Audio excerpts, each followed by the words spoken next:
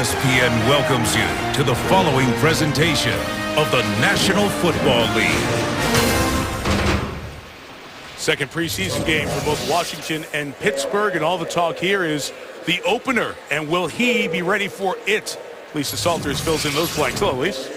Hey, Mike. Well, Redskins owner Dan Snyder has told us that the decision about when Robert Griffin III will be cleared to play will be up to team orthopedic surgeon Dr. James Andrews, and it will be Andrews' decision alone. And Robert Griffin knows that because he told me so. He was out here earlier pregame working out and was just downright giddy. He was singing, dancing as he was working out, throwing routes, running right, running left. And at one point, when he was switching sides of the field, he just went sprinting down the field, and Dr. Andrews was watching from the sideline, and the doctor's reaction was priceless. He just started laughing out loud as if to say, wow, look at what this guy is doing. So the decision belongs to Dr. Andrews, but Robert Griffin is fully expecting to be cleared for week one. And Mike, this guy has a lot of confidence. He has a lot of swag. As he was heading back into the locker room after the workout, he ran by me and said, you guys need me to show you anything else? As if to say, I am ready, let's do this. I think the shirt said a lot. Operation Patient. See, Mike Shanahan's been dealing with a lot of this. There was some back and forth in their press conferences this week, and very simply, Griffin understands that the big man, Coach Shanahan, knows the goal is to get him for the season. If week one doesn't happen, that's okay, but all the signs are pointing in that direction. In the interim, on the other side, Mike Tomlin's attitude has been work, physical. The Steelers have had the most physical training camp that they've had in the Mike Tomlin era, which includes a Super Bowl win and another Super Bowl appearance. So Pittsburgh wants to see that attitude come out in this era of player safety and less contact. They want to be a more physical and aggressive team.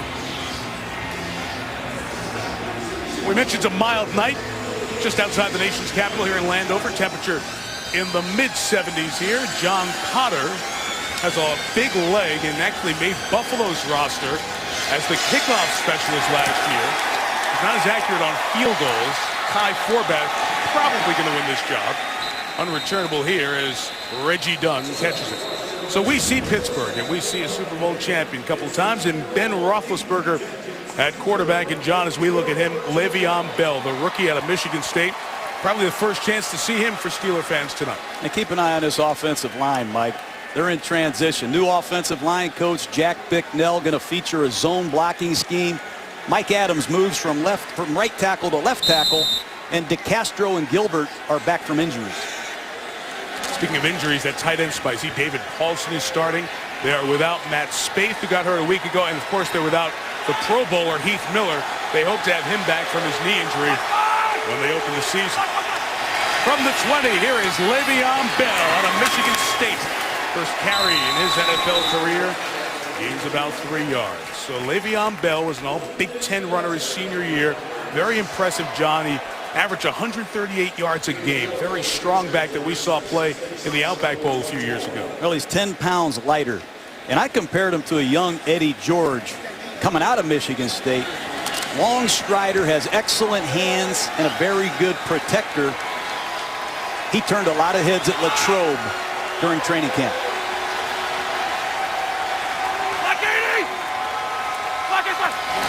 After a gain of 4, here goes Bell again to the left, and he gets a couple of yards to the 26-yard line. He's going against the Washington defense. Brian Arakpo. We have a fight going on here at about the 30-yard line. A flag thrown in here late into the pile. Guys are excited to see somebody else that hit him, and David DeCastro is right in the middle of that for Pittsburgh, and Kedrick Golston for the Redskins. As that flag is thrown and sorted out, John, let's look at the defense. Noah Arakpo, who has his thigh injury, suffered a few days ago, and changes in the secondary. That's what we're going to need to watch, especially those rookies who are starting here tonight. Gave up 44% on third down last year. Personal foul against the Redskins. Bakari Rambo, a rookie from Georgia, ball hawking safety, and David Amerson, a rookie corner, will be tested early and often tonight. Redskins need him. That personal foul is going to take it out to the 42-yard line. And a first down. London Fletcher, the veteran, been to the last 4 Pro Bowls, is the man flag.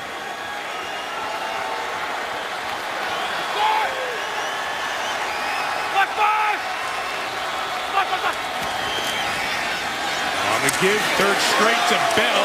Stood up at the point of attack and doesn't get back beyond the line of scrimmage. Barry Cofield is a veteran.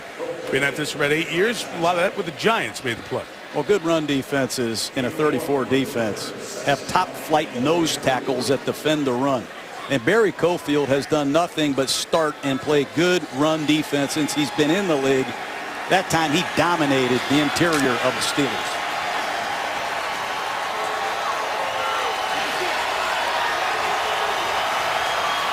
Front seven was good despite injuries for Washington last year. Back four secondary gave up too many big plays in the first half of the year. Working Bell, seeing what he's got against the first team, and Stephen Bowen with the tackle there. Well, this run defense looks pretty good. Going to be an inside draw play. You see London Fletcher, the 38-year-old inside linebacker from John Carroll College, take on a block, force it back into his help. Fletcher doesn't make the tackle every time, but he knows where his help and free hitters are. That time he did an excellent job.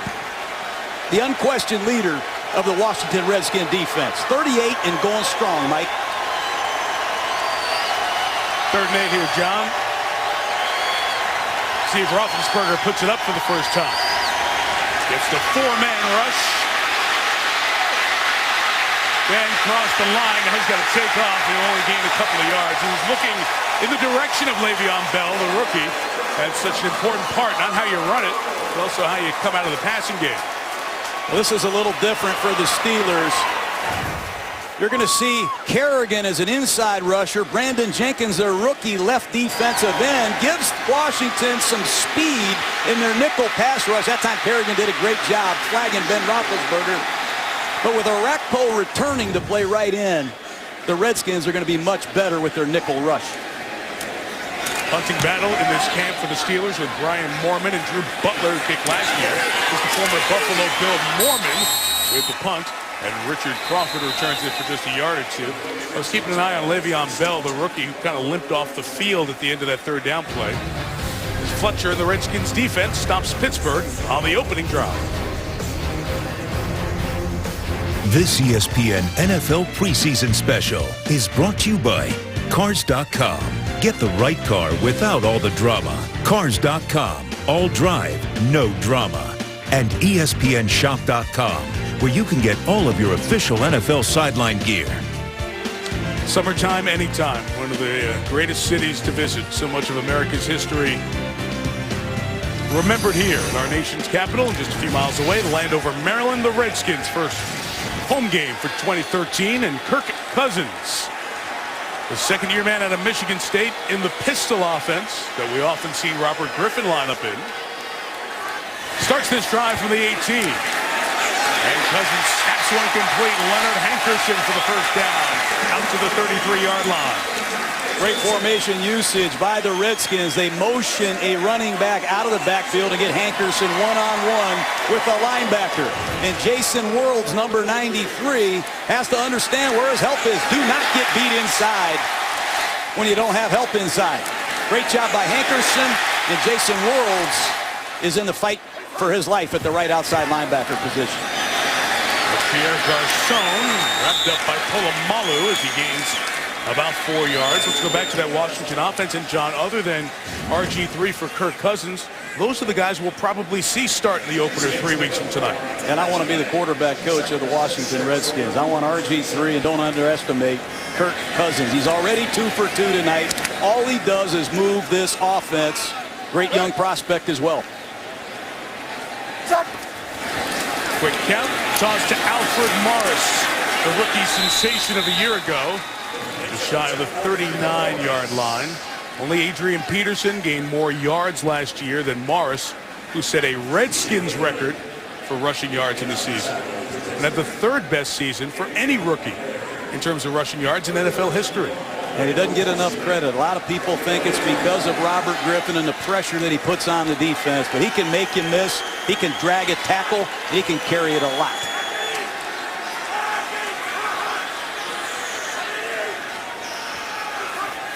Third and 5. The Steelers bring 5. And Cousins' pass is too tall for Santana Moss. The coverage there from William Gay was tight. And that was about the best place to put it. because it wasn't open. Pittsburgh's happy to get Gay back. He left the Steelers after 6 years, went to Arizona, played 1 year. And when Cortez Allen returns to play right corner, Gay is going to come back and become the Steelers' nickelback. Good veteran defender that gets this Steeler defense. Zach Rocker returns to punt for Washington. The rookie Wheaton back to receive his 38-yard punt. And Wheaton cut down by Reed Doughty of the Redskins. Reed Doughty continues to dominate on special teams. Every year they try to replace Doughty as a safety, but every summer he steps up, makes the team, and ends up playing a critical role. Special teams play by Doughty.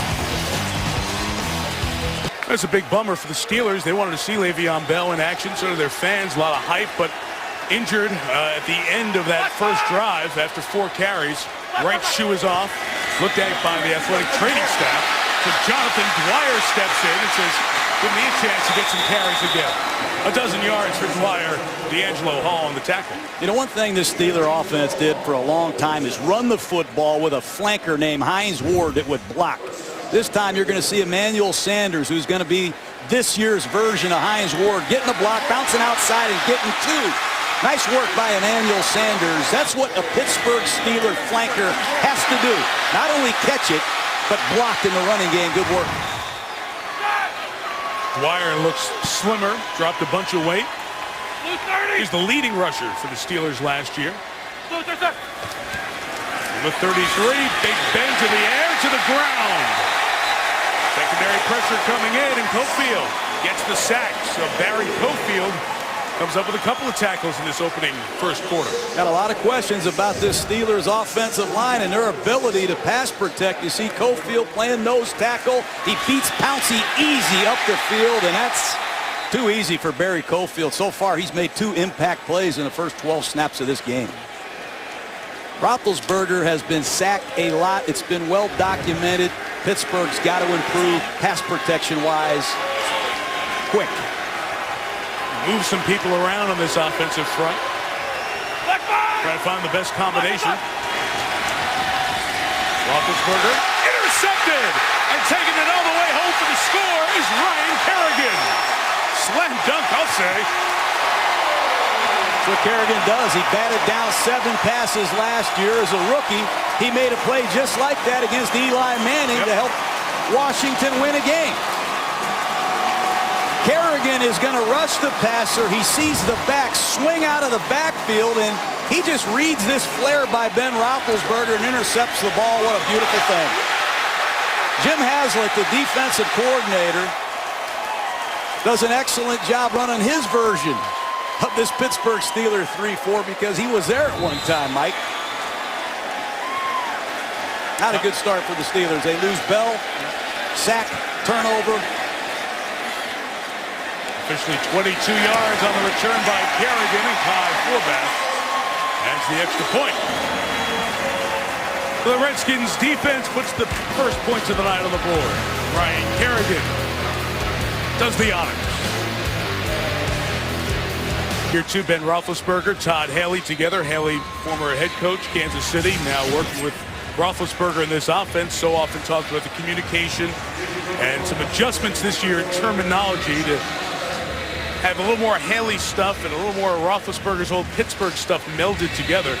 But they want to be better about checkdowns and small stuff to keep Roethlisberger healthy. That was just a sloppy play there on the Pittsburgh end of it. And you have to credit Ryan Kerrigan with making a great instinctive play.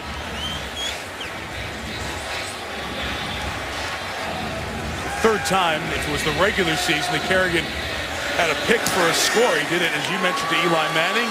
Also to Matt Ryan. Interceptions for touchdown. Return by Reggie Dunn. Just shy of the 30-yard line.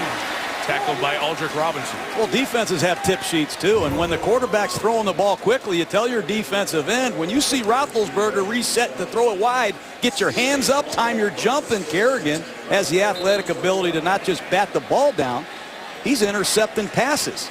And these Washington Redskins, when they get Brian Orakpo, their best pass rusher, back this coming season to play on the other side, look out, because this kid can play also.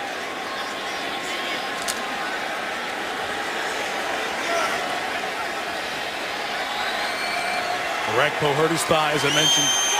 The end of the training camp practices in Richmond. Regular season game, he'd probably be playing tonight. The third drive here for the Steelers. And Dwyer elusive there to gain about 4 yards. I want to go back to that play, John. I asked you a football question about Marcus Gilbert, 77. He was the man who was assigned to block in that play. Does he have a responsibility to stay with Kerrigan and get physical body on him? Well, you'd like to stay sticky the best you can, but in that situation, Kerrigan just read out of his rush. Okay. You'd like to be aggressive and go cut him and knock his hands down, but sometimes on a drop back pass, that's difficult. Just a great play by Kerrigan, and Ben can't telegraph his throw. 3 for Dwyer, so 2nd and 7. Dwyer now moves to the slot. See if these Steeler receivers get involved in the game a bit. With a check down, it's Dwyer. And he's tripped up by David Amerson. That is the first pick that the Redskins had this year, only a second rounder out of North Carolina State. They play a lot of different coverages here in Washington, man-to-man, different types of zone. That time, Amerson is rolled up in the flat. And when you play in the flat, you've got to be able to tackle. You're going to see the shallow cross by Dwyer, and there's number 38, Amerson, to make a ankle tackle. You got to be able to tackle this day and age at the corner position. Let's keep an eye on Amerson. Steeler team that is without its deep threat. As you know, Mike Wallace took the big free agent money to go to Miami. Flag down. Roethlisberger complete for the first down in the middle of the field to Emmanuel Sanders. Tackled by London Fletcher if it stands at the 42. We'll see what Bill Levy, the referee, and his crew have to say about this. Illegal formation. Number 76 offense is not on the line of scrimmage. 5-yard penalty.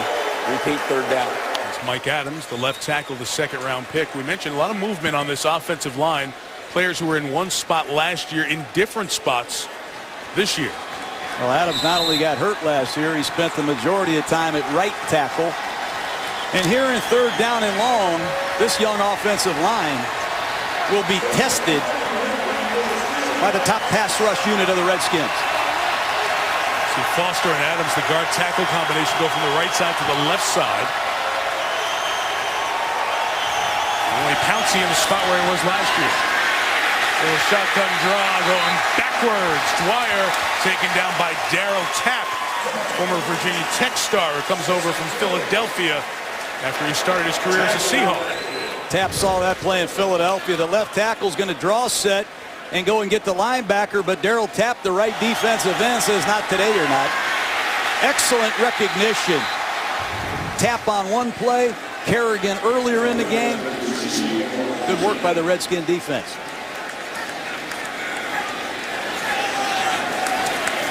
Veteran Mormon back to punt.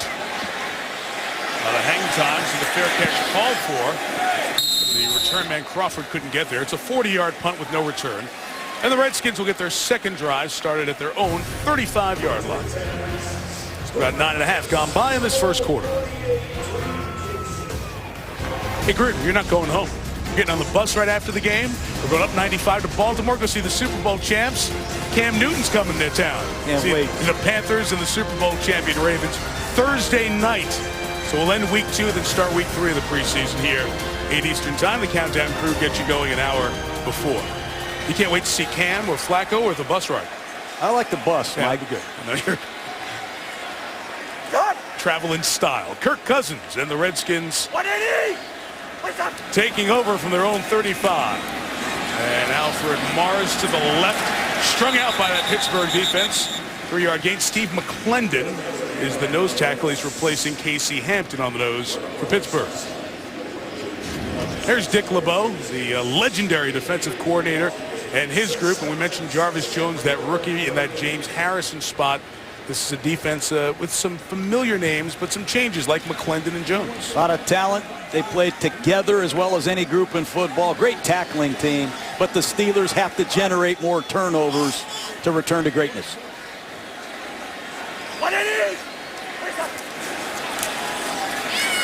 Morris again to the left. As Jones working off a block to get the tackle after Morris gets within a couple of the first down. Like an outside linebacker.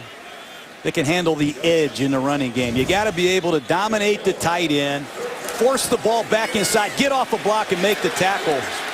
Nice fast twitch delivery by the rookie Jarvis Jones. He played in the 3-4 at Georgia. We get a good grade for that tomorrow morning? That We'll get a double plus. He's earned the respect and attention of these veteran Steeler defenders, and that's saying something.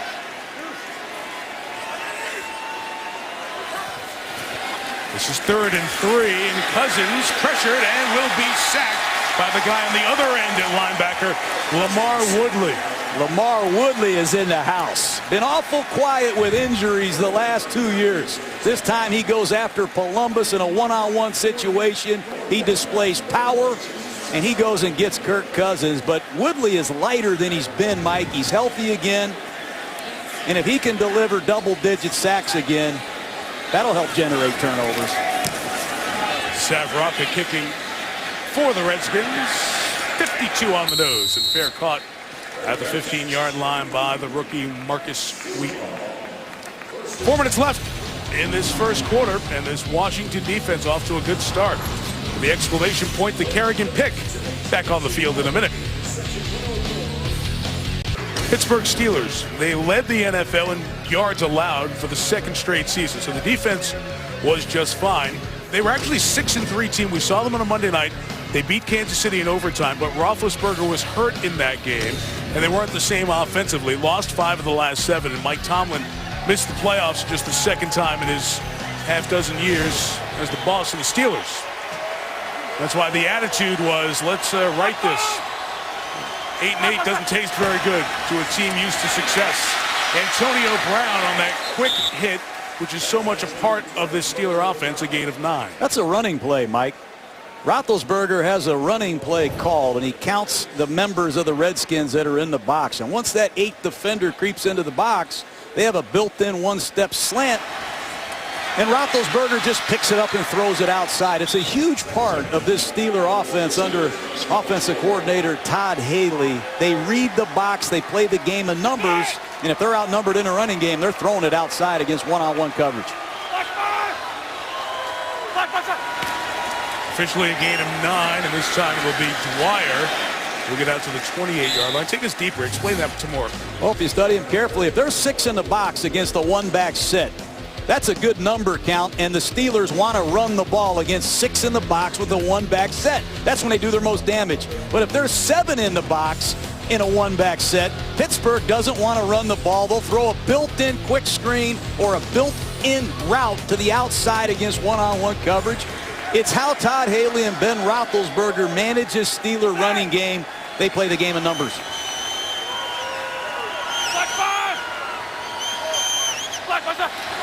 After the first down, Roethlisberger back to the air, steps up, just runs, takes an awkward slide as London Fletcher comes to hit him. Penalty marker is down as that's at the line of scrimmage, not at the point of the hit. Holding. Number 66 offense. 10-yard penalty. Repeat first down. It's on David DeCastro, the second-year man out of Stanford, missed a dozen games last year. I want to come back to what you just showed us with counting the box. That sounds like a great thing. What are the negatives of being involved in that box counting in the numbers game? Well, I think Todd Haley wants to have run answers for run problems instead of throwing the ball all the time. Okay. I think they'd like to hand the ball repeatedly to a back. A back wants the ball. When he gets his number called in the huddle, he's expecting the ball. He's tired of seeing these quick throws to the outside. I think Todd Haley wants to rein Ben in a little bit. And when they call a running play, let's find a way to resort our blocking scheme and run it. I remember Jerome Bettis always used to tell me, I like carries 11 through 20. Yeah, exactly. He wouldn't see them here with that philosophy. After the penalty, 1st and 20, and the shot to the sideline is juggled and caught with a late marker down on the grab by Antonio Brown. Jean Gomes with the hit. Let's make sure everybody over on the Steelers sideline is okay. Looks to be. After the play was over, personal foul, number 24 of the defense. Laid head out of bounds, 15-yard penalty, first down. That's a bad play by right corner David Amerson. There's in a cover 2 system. Amerson's got to sink and get underneath this deep outside breaking route. He left his safety hanging right there. Poor play by the rookie right corner. Let's hope Richard Mann, the veteran receiver coach of the Steelers, is okay. There he is. Gomes with the flag.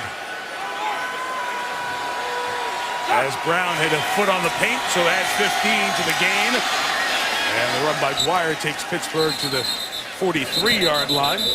You mentioned Richard Mann, the receivers coach. He's new to this staff, but not new to the NFL. Been around almost 30 years and with you for a bit. Yes, he was. He was our receiver coach when we won the Super Bowl. All those years, Keyshawn was yelling at me, throwing his helmet down on the sideline, getting mad at me. Richard Mann, he controlled things down there. Veteran coach, vast amount of experience, great with players.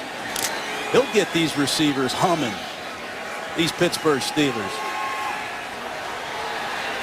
It's Brown, Cotchery, and Sanders as the main receivers, and then the rookie Marcus Wheaton, who we'll see shortly. Play action, Roethlisberger, Kerrigan in his face, not allowing him to load up and throw. Now throws tight end David Paulson with the catch. Out of bounds at the 15-yard line. Vintage Roethlisberger keeping the play alive. It's Ben Roethlisberger. Great job by Kerrigan pressuring off the right side, but I love what the fullback did, finishing the block. Excellent work by number 46, Will Johnson, right side of your screen. He anchored down, he worked to finish the block, and Ben Roethlisberger, how he sees these receivers down the field, Mike, I have no idea. It's got to be so frustrating to plan for Ben. You can have plan A and B all covered, and he invents C on the fly. Dwyer to the left, runs to the 13-yard line. You know, you can rein Roethlisberger in, throw it quick. I want to see more of the Ben zone. That's what I want. He drops back the pass. He makes 4 guys miss. He throws a strike for 25 yards. Some of these plays, he does 360s. He flips the ball here. He goes there. I love watching Roethlisberger create spontaneously. I want more of this. He would drive you nuts if you coached him. He's one of those quarterbacks you scream at on the sideline. No, no, no. Great throw, Ben. He's done it for years, and he's won 2 world champions doing it. Leave him alone. They'll take it down to the other end of the field after the opening quarter here in Washington. 7-0 Redskins.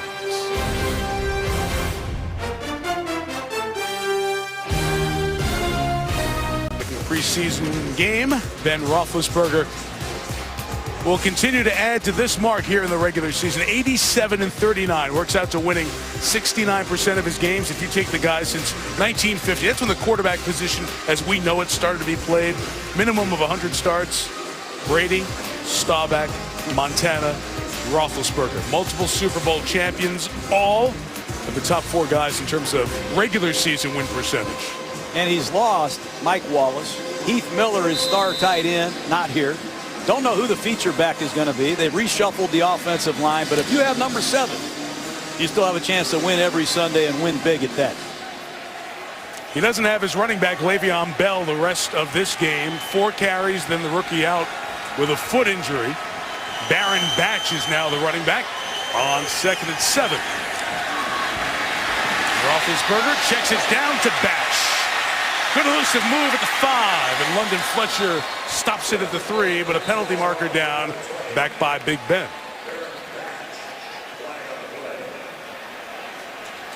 Already whistled for 1 hold on this drive.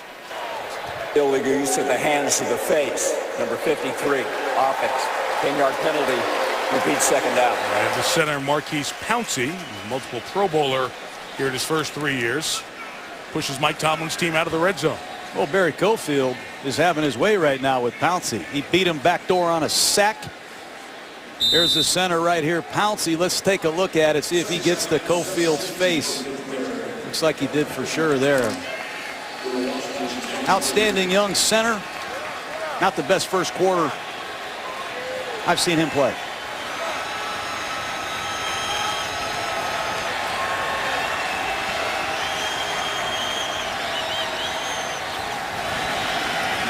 Roethlisberger, a little more time. Once again, it's Batch out of the backfield.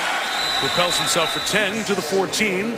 London Fletcher and Perry Riley on the tackle. We show that winning percentage with Ben, the multiple Super Bowls, but we don't put him. When we say the best quarterbacks, who do we spit out immediately? We say Brady, we say Manning, say, hey, Flacco won a Super Bowl, Matt Ryan, Aaron Rodgers, Breeze. Oh, yeah, Ben, too. what does he have to do to get mentioned with those other guys? Well, I don't know. I think people got to tune into more Steeler games. He hasn't done it the conventional way. Remember, he's lost his offensive coordinator. A lot of skilled players have come and gone. But Roethlisberger finds a way to win. That graph is impressive. Jonathan Dwyer now the back. It's 3rd and 8. Tap was held. Pass is caught by Emmanuel Sanders, but on the spin move, Tap was held on to for dear life there. Holding. Number 76 offense. 10-yard penalty. Repeat third down. You know, when you have a quarterback like Roethlisberger that can scramble and keep plays alive, you got to sustain your block longer. And Mike Adams here, number 76 at left tackle, clearly holds Tap. And the officials aren't going to miss these infractions. That's 2 on Mike Adams. Pouncey struggled inside, and it's really stymied this drive by the Pittsburgh Steelers. 2 holds, illegal hands to the face, the pressure that Roethlisberger got away from, the sack. Not a good start for this offensive line under new coach Jack Bicknell Jr. against a good Washington front. A 3rd and 18, they're going to run it with Jonathan Dwyer. Will be taken down by D'Angelo Hall at the 10. 4 shy of the first down, and we'll see if the Steelers will kick the field goal here. There's a trademark counter play by the Steelers. They're going to run a counter play and pull the guard in the backside tight end and trap Darryl Tap. Beautifully executed, a nice cutback running, and a very poor angle by Dejon Gomes, safety number 24. That play almost scored. Sean Sweezum on to attempt the 28-yard field goal. With Dallas and Washington, the Redskin fans perhaps not fond of their memories of Sweezum, who had a very good year with Pittsburgh last year. Made 28 of his 31 attempts. Knocks that one through. 4-point game. Always well represented on the road, the Steelers. It's the Redskins' house. Not a happy house when they started 3-6, but they won them all. 1 out down the stretch to win the NFC title for the first time in over a decade. But when they made the playoffs, Robert Griffin III, that knee already bothering him, injured against Seattle, tore the ligaments in that wild card loss, and the season ended here on this then sloppy field. The field, by the way, looks great, and they have changed the issues that they feel caused the poor field conditions at the end of the year. Don't think it'll be a problem for Griffin when he's back out here, or anybody else. Sweezum kicking, Niles Paul unreturnable, and Washington takes over at the 20. Well, John, here's something fans haven't seen. Robert Griffin in the 11-on-11, the most work he's received in this preseason earlier this week. Well, we have a chance to take a look at him here, drop him back to pass, the rushes around him, and he looks like Robert Griffin to me from a year ago. It's just a matter of time before they turn RG3 loose. I don't know how soon it's going to be. It's going to be up to the doctor, but all indications that we've had here in the last 3 days is he and Dr. Andrews right there have it under control. Yeah, speaking of the doctor, it's perfect timing, that shot of Dr. James Andrews. Cousins, double fake action, steps up, takes off, and Cousins, who's not going to win a 40-yard dash with Robert Griffin or other quarterbacks, still has enough mobility to be a factor when he gets out of the pocket. Yeah, but he still runs 4.7. This is a vertical read. He's going deep right here to Hankerson. No one's open. He pumps the check down, scrambles for a first down, and that's what RG3 needs to do this year, is protect himself. Let's hope that's a reality for Griffin. But Kirk Cousins, 4.7 speed in his own. 2nd and 3, and Cousins to throw. Again, nothing open, so he'll take off, get the first down, try to get out of bounds, but he got chased down by Lawrence Timmons at the 34. You saw RG3 applauding for Cousins. Look, this is an awkward situation. Well, I asked Cousins about this. I don't know if he's limping here after he got tackled by Timmons as he comes back to the line of scrimmage. He may have hurt himself there. Yep. So trying to outrace Timmons to the sideline, and his right foot bothering him. So just as we talk about Griffin and quarterback injuries, Timmons takes him out of bounds, lands on him, and that right foot trapped underneath, bothering Kirk Cousins. Injury timeout. They took off Kirk Cousins' right shoe. He limped off. And Robert Griffin III right there as the athletic training staff for Washington looks at Cousins' foot. In the interim, Rex Grossman, the third-string quarterback, comes in here for Washington. At the 34-yard line, he hands to Alfred Morris, and it's a gain of 3 yards. John, let's go back to the play. Lawrence Timmons chasing down Cousins. It looks like his right ankle, right foot got rolled up here on the Redskins sideline, and you never know what this can be. I hope Cousins is all right. Yeah, he got up trying to walk it off, but then you could see the discomfort as he walked back to the huddle that now is run by Grossman. Morris to the edge, holding flag. Woodley was pulled down. With his first down gain to the 48 by Morris will get erased. Might have been Tyler Columbus for the second time tonight. Holding. Number 74 offense. 10-yard penalty. Repeat second down. Well, you have the right play called. It's an up-the-gut blitz, and Columbus, you saw it all the way up here, Mike. He grabbed Woodley by the jersey, and Columbus has had a hard time with Lamar Woodley tonight. And this is where Dick LeBeau, the great defensive coordinator of the Pittsburgh Steelers, loves to unleash some bizarre blitzes. Keep an eye on that. Even by down and distance. Long yardage. Yeah. Look out.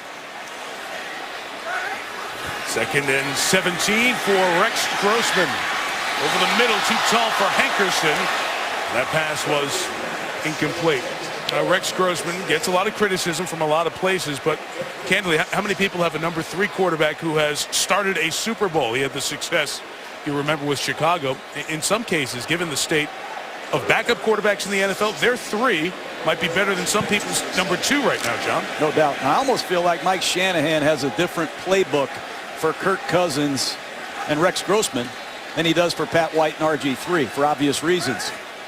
Pat White, the former West Virginia star, did not succeed in Miami, is the 4th quarterback here. Grossman throws over the middle, and Santana Moss with the grab. 3 yards shy of the first down as Larry Foote was in coverage, and Washington will punt it away. Well, that's great pass protection. Dick LeBeau, the defensive coordinator, comes with a weak safety blitz. They pick it up. Grossman shows great poise in the pocket, stepping up, throwing a strike. But the earlier penalty on Columbus was costly. 4th and 3. The rookie Marcus Wheaton would like to get a return. Rocca hasn't helped the cause. Doesn't here on a 38-yard no return kick.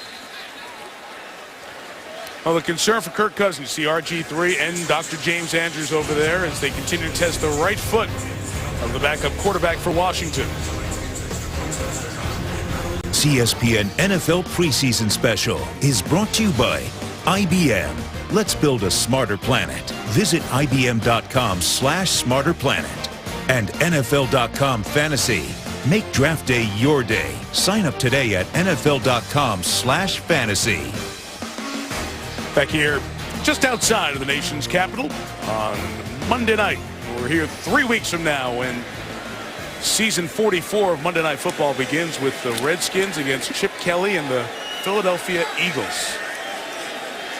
1/3 of the way through the game, Ben Roethlisberger, after 19 plays, is out. Bruce Gradkowski, Pittsburgh native, the new backup for the Steelers, hands to Baron Batch.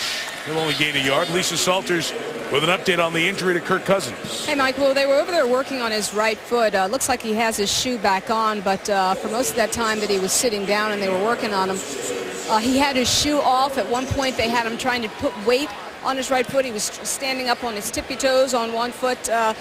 Right now, they just say his return is questionable, but it looks like he's trying to walk it off over there. Yeah, you got the shoe back on, Lisa. Mike Shanahan with decisions here about the quarterback situation. Do you let a quarterback go back after he's banged up? Of course, they'll let the docs do the decision-making. Gradkowski has it knocked away by Kerrigan, who's been everywhere tonight. And on the fight for it with Barry Cofield. Let's see who has it. No official signal yet from Bill Levy, the referee. It's Redskin ball. This Steeler offensive line better get it together quick. Comes right off your right side. You see number 77, Marcus Gilbert. When you see Kerrigan getting that wide sprinter stance, you better be ready for the edge. Wow. Kerrigan, great. He's having a career night. Interception for a score. That time a sack. And his trademark is his effort and tenacity. He's working hard to develop some counter moves here in training camp.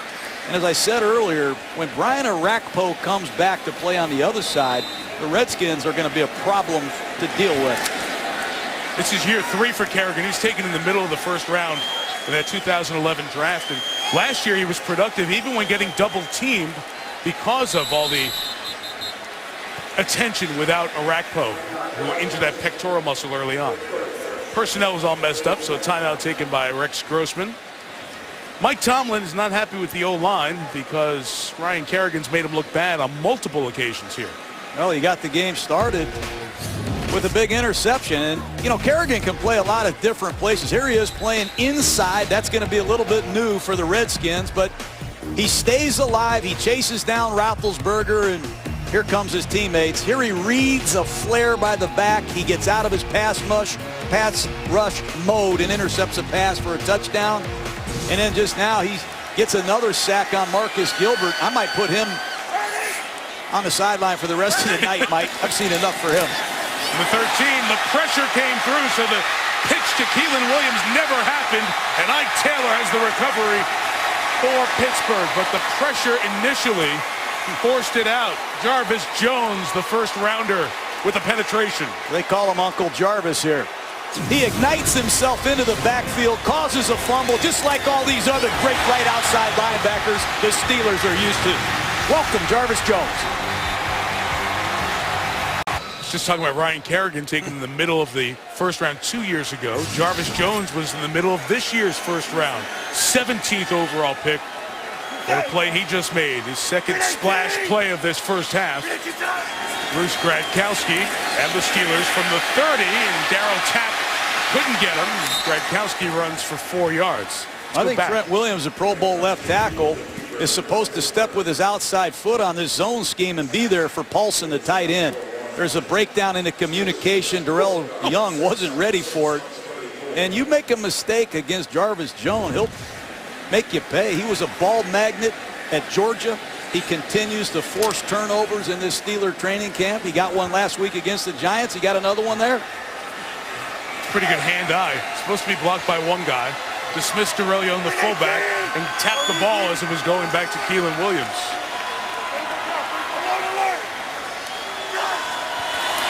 Second and 6 for Gradkowski. Jonathan Dwyer has a nice hole. And Dwyer into the Washington secondary at the 45-yard line. So Le'Veon Bell gets hurt. Dwyer making the most of this opportunity, a gain of 23. Well, you're going to have to make some tackles if you're going to play in the secondary in this league. You see number 29, Rambo, the rookie out of Georgia, whiffed badly in the open field. And similar instance occurred last week on the Chris Johnson long run. Rambo made a miss in the open field, and you're going to have to deliver some open field tackling if you're going to play at this level.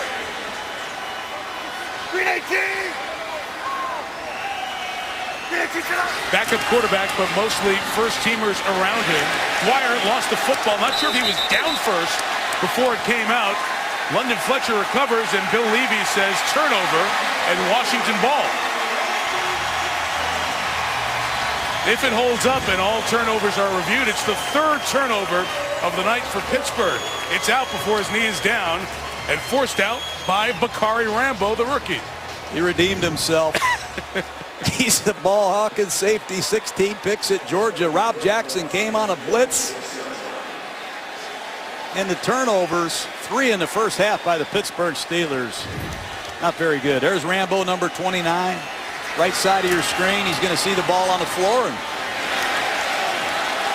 actually put his hat on it. Nice play by Bakari Rambo.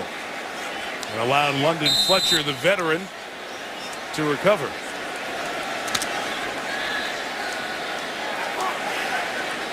Looks for a shot right here from the Shanahans. Sudden change. Grossman, the quarterback. There's the play pass in the middle. It's caught by Joshua Morgan to the 35-yard line. A pickup of 19 yards on first down. It sounds like you coached against Mike Shanahan a time or two in your life. These play-action passes on a sudden change scare you. Ball's going to be faked to the right. Watch Foote and Timmons by this fake. They came on a blitz. That's why they disappeared. And Kyle and Mike Shanahan have the perfect play called.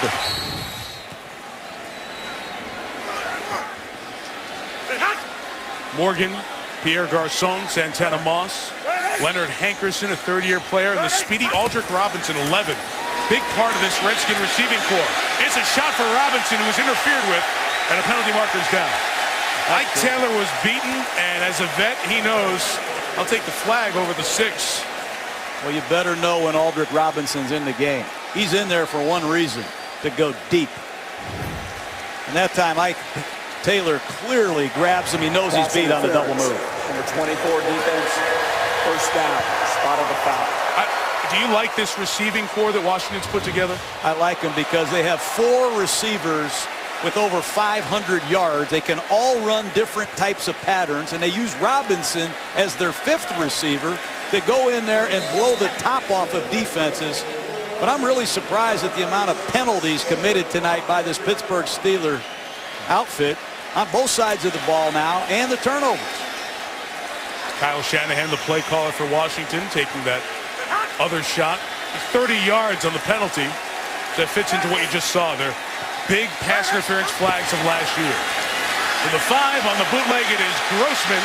Surveys, throws, and inbounds for Robinson. But you see the hat off of the field judge back there.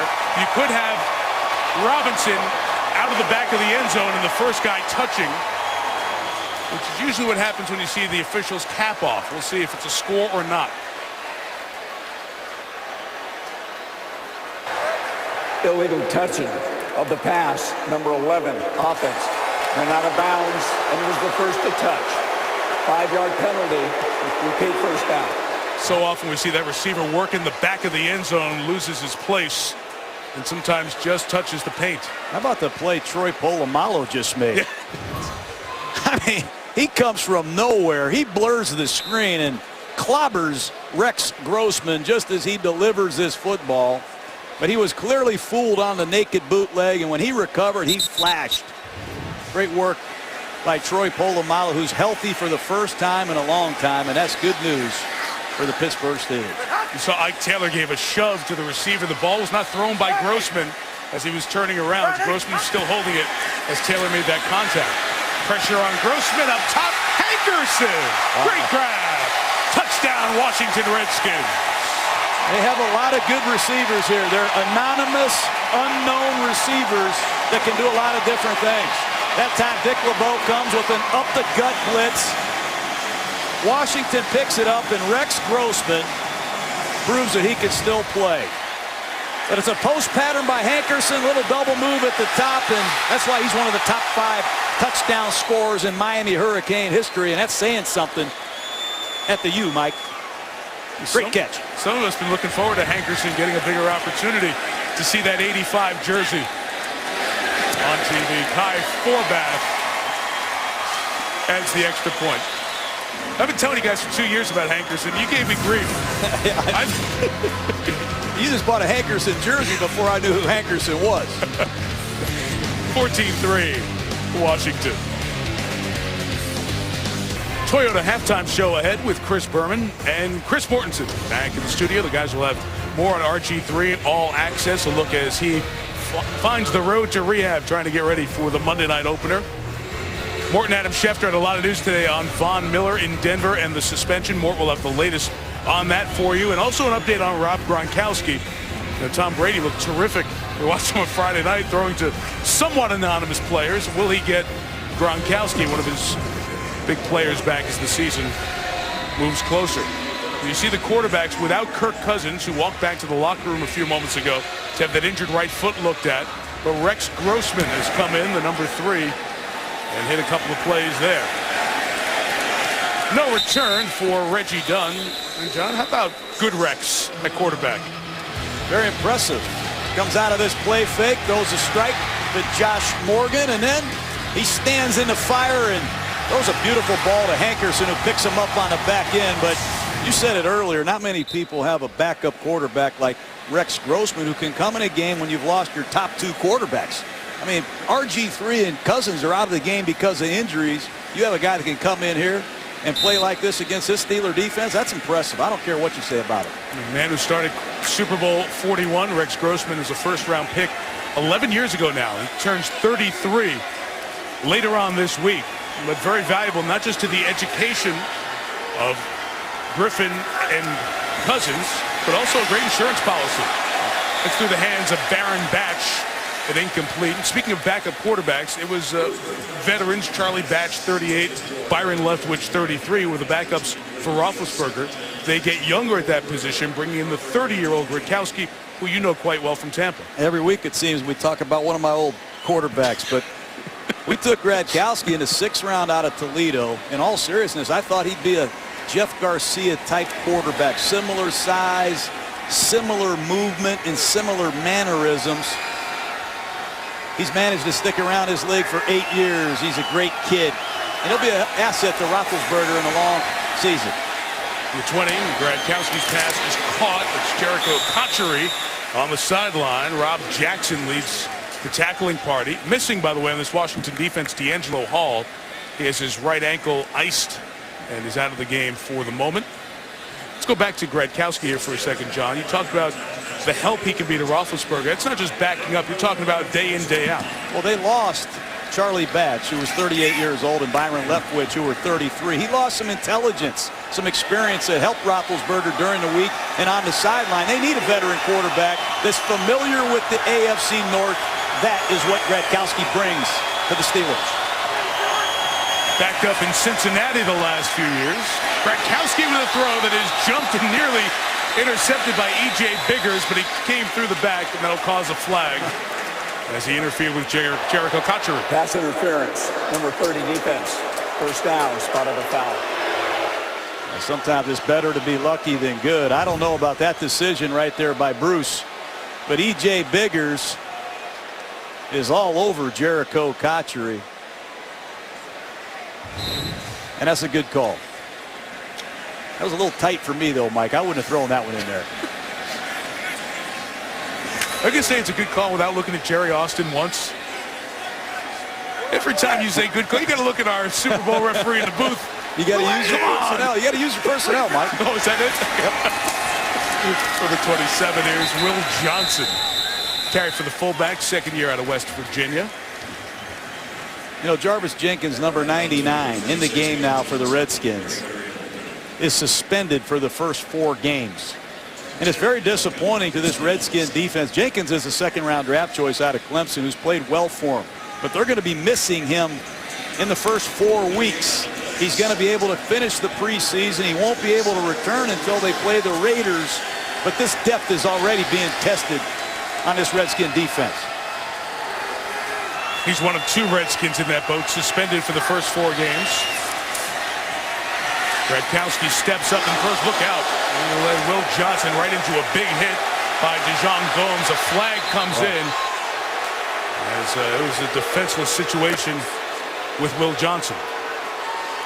And the Steeler medical staff out to look at the fullback. Well, that ball was telegraphed all the way, and this is a tough call for me here, Mike. Personal foul, number 24 defense. Illegal hit on a defenseless player. 15-yard penalty, first down. It's the head, neck, and shoulder area, hitting a player, leading with that up above the shoulder pads out of what has been termed the strike zone. Give a player an opportunity to defend themselves. There's the hit. It's helmet to helmet. It's a clear call. Well, you want to have a lower strike zone, there's no question, but these are moving strike zones. You can see it at ultra high speed slow-mo, but I don't know how you blame Gomes for that hit right there. I really don't. I hate to see anybody get hurt, and I understand the call, but lower your strike zone, but understand too they're moving strike zones at full speed. And John, we've spent 2 years talking to defensive coaches about that, and safeties too. And that's one of the biggest issues, because we know what the strike zone is now, from essentially the neck down, and we saw Dustin Keller of Miami get his knee blown out as the safety went low on him for Houston, DJ Swearinger. That's the problem for safeties. How do I guess the strike zone when you bring your head down and change what that strike zone is? Reconcile that with the new player safety initiative to avoid getting hit helmet to helmet. So it's 1st and 10, and Gronkowski's strike over the middle is caught by Emmanuel Sanders in Washington territory at 39. So I used to tell quarterbacks, if you're late down the middle, or if you telegraph throws, somebody's going to get hurt, or you're going to throw an interception. And that time, that ball was telegraphed. And the Redskin defenders read it the whole way, and there's going to be collisions. I think the quarterbacks are to blame on some of these big hits, not the safeties. And I'll go to my grave believing that. Now, Vester Alexander's the running back from the 39 now of Washington. Here's Alexander. He'll lose about a half yard. And, John, that's something you've said here for a while. You've shown me a bunch of tape about that and the decisions that have to be made now in the current NFL. Well, I call it modern-day decision-making. If the quarterback stares a receiver down and you're playing for big money, some of these collisions are inevitable. And Camp Chancellor was a victim of it. If you stare this down, Chancellor's going to get a great break on the ball and do his job. And he's going to get there and hit with authority. And sometimes it looks vicious, and it is vicious. But if you telegraph throws, you're late down the middle, the quarterback should be the one getting fined on some of these hits. Gronkowski shot down the middle. Beautiful grab brought in by Emmanuel Sanders. He was pulled down by E.J. Biggers. It's a first down in the red zone for Pittsburgh. I like what Bruce Gronkowski's done. They benefit from the penalty to keep the drive alive, but Gronkowski's made 2 nice throws. Right down the middle. And Emmanuel Sanders has caught the ball away from his body twice. He saw Antonio Brown get paid. He saw Mike Wallace get paid. And Sanders, who's going to be a free agent at the end of this season, says, hey, maybe that'll work for me too. Ben Roethlisberger was vocal when New England scored an offer sheet, would have cost a 3rd rounder, or gotten Pittsburgh a 3rd rounder if he left. He wanted to keep Sanders in their fold. Timeout taken here before a 2-minute warning beats the play clock. I beg your pardon. With a 2-minute warning, with Pittsburgh trying to get closer and Washington leading by 11. Well, Mike Tomlin's an old man now. He's the 3rd oldest coach in the NFL at 41, behind Mike McCoy and Dennis Allen. San Diego and Oakland respectively. Replaced you, John, as the youngest head coach to win a Super Bowl, and you've known Mike for quite some time. He was on your staff, and Mike was unhappy with 8-8. It didn't sit well with him, missing the playoffs 2nd time in his 6-year Steeler career. So he got the guys who were left from 08, the people who were still around from that last Super Bowl, and said, we're going to be a little bit different this year. Just so you veterans know, we need to teach these guys the Steeler way. So these 9 guys were part of a meeting when the OTAs, the off-season training activities, started in April to set a tone for this year's Steeler team. Well, when you're developing a standard of performance like the Pittsburgh Steelers, you use those veterans to support those standards, and Kiesel and Polamalu, I'm sure, did a great job of that. Inside of 2, Gronkowski steps up and hits the official, which is the umpire inside of 2 minutes, who moves back, and that pass is incomplete. Not used to being back there. Gronkowski gets out of trouble, pushes up in the pocket. And Bruce Gronkowski, I'm telling you, he's a lot like Jeff Garcia. Awkward deliveries. I think Cotchery would have had a first down there. He was open. The umpire, Brian Neal, ends up getting in the way. He's a fiery guy. To the back.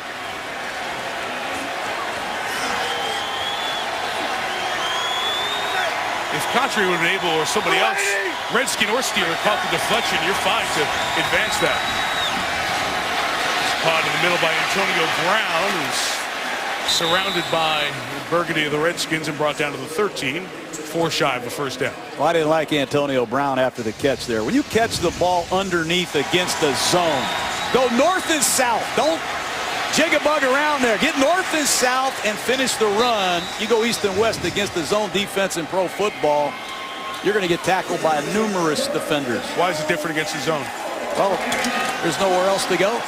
You just can't outrun a zone defense. They're going to force you back inside. Split people, make all you can after the catch. Gotcha. Good for all those high school football players watching. Yes, sir. You see zone, you know what to do when you get to practice. Pressure picked up. Gronkowski have somebody. Looking for his tight end, David Paulson, and it's incomplete. And we'll see a field goal attempt coming with a minute left in the opening half. That's a good job by Pugh, and that's where you miss Heath Miller, the great tight end of the Pittsburgh Steelers. You get a one-on-one coverage, and you'll see number 24, Pugh, in coverage. And Paulson can't quite get there, but you miss Heath Miller, who scored 8 touchdowns last year, most of them on patterns just like that. Tight end position ravaged with injuries for the Steelers in this preseason. Sean Sweezum continues to get that fine welcome from Redskin fans. Made one from 28 and knocks one through from 31. Used to call this place home. It's 14-6 Redskins. John mentioned Heath Miller. It was the second to last game last year against Cincinnati. Heath tore his ACL, PCL, MCL into the regular season. He was having a Pro Bowl season to the MVP of this team. Caught 71 balls, over 800 yards. And more than the stats, John. Big play, Ben running around.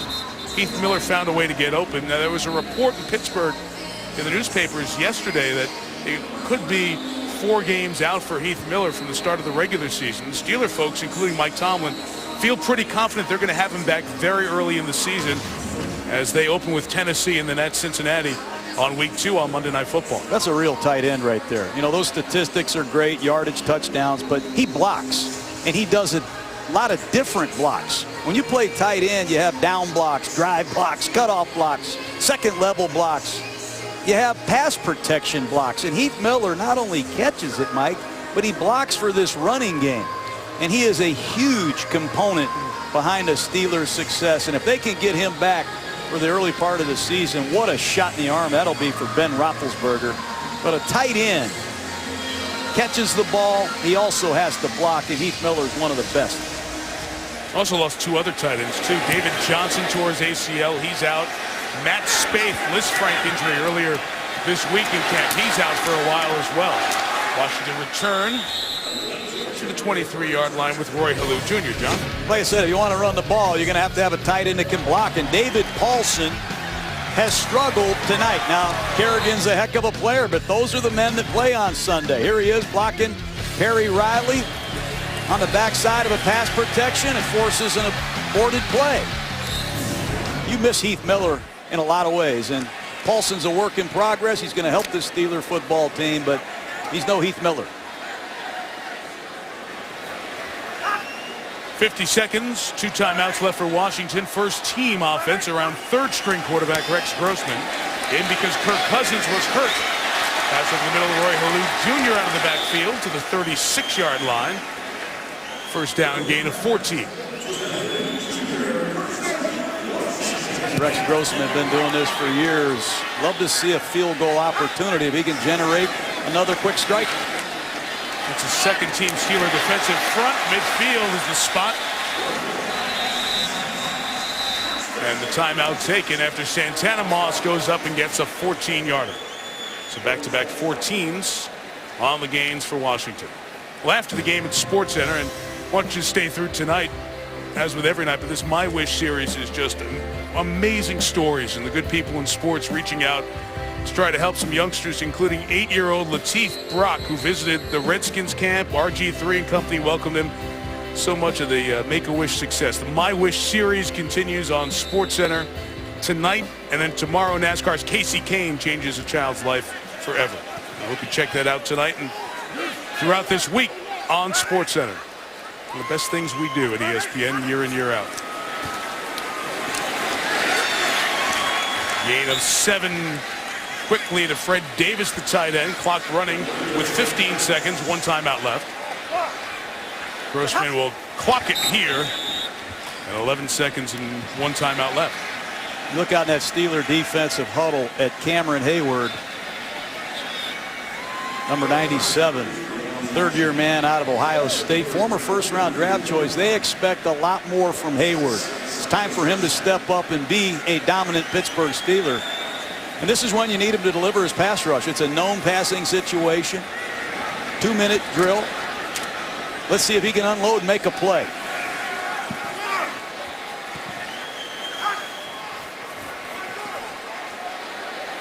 Been a good night for Grossman since he's had to come in 6 of 8 for 78 yards. Some time here. It throws over the middle, and Robinson hangs on, and they'll stop it quickly with 3 seconds remaining. Aldrick Robinson limping after that catch inside the 20-yard line. A gain of 23. This is good, Rex. If I've ever seen it, he's on fire tonight. Bunch formation. Out of the stack comes Aldrick Robinson, and a great throw by Rex, and good concentration in a crowd by Robinson, who's been an excellent practice player. Kyle Shanahan, the offensive coordinator, wanted to see Robinson step up tonight. He's forced the PI call down the field. That time makes a big catch. But Rex Grossman been impressive. Hate to see him limp off. Damon Cromartie-Smith got the receiver Robinson on the left knee, and he limped to the sidelines. For Kai Forbath going to come in to try the field goal here for Washington. Remember, he made his first 17 field goals last year, then missed one in the finale. From 38 yards, and Kai made it to end the half. A bunch of injuries for Washington. That's the bad news. On the field, they looked very good. Pittsburgh looked a bit sloppy. 17-6. Washington gets the ball to start the third. Here's Chris Berman. Shanahan, Kyle Shanahan, and the adjustments that they have made with their offense with Rex Grossman. This offense looks nothing like the offense they run with Robert Griffin. They do a great job of adjusting to the style of their quarterback, and let's see if Pittsburgh can pick it up in the second half. You need some cake during the third quarter? Sweezum kicking it off, and from a couple of yards deep, it'll be brought out, and it's Joshua Morgan, who's going to be shy of the 20-yard line on his return. All right, here's Lisa Salters on the sideline. Hey, Michael, Mike Tomlin was saying exactly what you guys were just talking about. He was happy with the way the defense played, considering, he said, the situation that our offense put us in. He said, we're just beating ourselves with penalties and 3 turnovers. They're self-inflicted wounds, and we've got to clean that up. Now, as for the Redskins, I asked Mike Shanahan about the status of Kirk Cousins, who, as you know, was supposed to play the entire first half, but got knocked out in the first quarter of the game. First quarter of the game with that right foot injury. Shanahan said x-rays were negative, so they're calling it a mid-foot sprain. Mike? Now, that's good to hear. Let's hope the continued medical reports are just that and nothing more. Keeland Williams on the carry to the 22-yard line. Rex Grossman was supposed to play the third quarter, so he should be in the game now, but was impressive in that first half when he was 7 of 9, and that last drive, it was under a minute, 2 timeouts, and as you said, John, here's a guy who knows how to manage those situations and got him down to field goal range. Did an excellent job managing the clock and using a variety of different receivers and different plays. Second team unit, Kevin Matthews, the shotgun snap. Out there with Grossman. That pass complete before the first down. Jordan Reed, it's an interesting player. 3rd-round pick out of Florida. Was a high school quarterback back in Connecticut, and we thought he was going to be an option-type quarterback with the Gators. Just an outside breaking route in the flat. And when we watched him in the Outback Bowl, when we did that broadcast, he played quarterback, and I thought he was going to be a Cam Newton-type spread option quarterback. Washington is glad to have him back. He's been injured a little bit in camp. Keelan Williams, outside shake, could not get away from the tackle by Josh Victorian. Josh Victorian, a journeyman corner. He's been in New Orleans. He's been in a ton of different camps. And Mike Tomlin likes him. He found himself active last year playing in the secondary against the Dallas Cowboys, and he's in a fight to make this football team again. They like what he's done in training camp. Second and 8. It's a pistol look as they hand to Williams to the 37-yard line. Game 2 of the preseason. 3rd, 4th quarter. What are we looking at if we're the Shanahans, Kyle and Mike on the Redskins side, and Mike Tomlin and his coaches over there? Well, obviously, you're looking for depth, number one. You want to see who's going to make this team. If you look in that secondary of the Pittsburgh Steelers, they need a 3rd safety. They lost Ryan Mundy. They lost Will Allen, Golden, Cromartie. Somebody has to win that job, and the same is true in this offensive line of the Washington Redskins. Who's going to be the swing guard? Who's going to be the swing tackle? This is 3rd and 4. Grossman's pass is deflected, trying to get it to Jordan Reed. That'll bring up 4th down. You mentioned who's going to be the swing player at those positions. Very often you'll dress 8, maybe 9 offensive linemen, so somebody has to be cross-trained to play guard or tackle if there's an injury on that front. That's exactly right. And if you watch these kicking plays carefully, this will be a deciding factor in who makes it as well. You've got to be able to play on 3 or 4 phases of special teams. Sav Rocca, the only punter the Redskins have in camp. That was 41 yards, and on the run, Reggie Dunn pulled out of bounds just across the 30-yard line. Jerome Murphy, corner, trying to put some good stuff on tape. Okay, now we're taking pictures.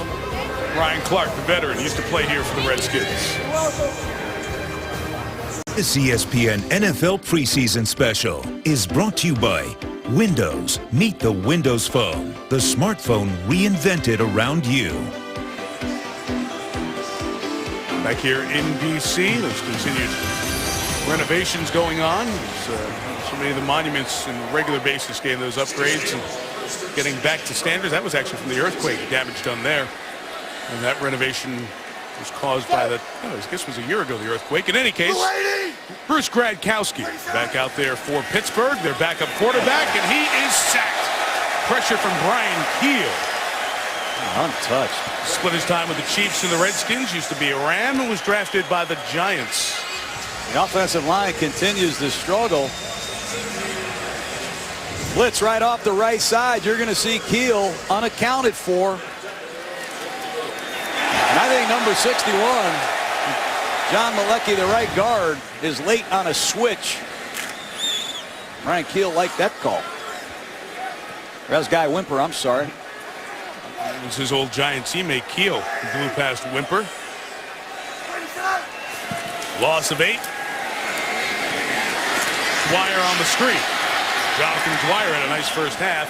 Le'Veon Bell started this game, 4 carries, and the rookie's second-round pick was injured. So more time for Dwyer, who was productive in that first half with 57 rushing yards. That's a good call in a long yardage situation to slow this pass rush down. A screen pass. And that time, Will Compton, reserve linebacker out of Nebraska, showed excellent pursuit. Keep an eye on rookie Brandon Jenkins at the bottom of the screen. He's been drafted to rush the passer. Number 57 for the Redskins.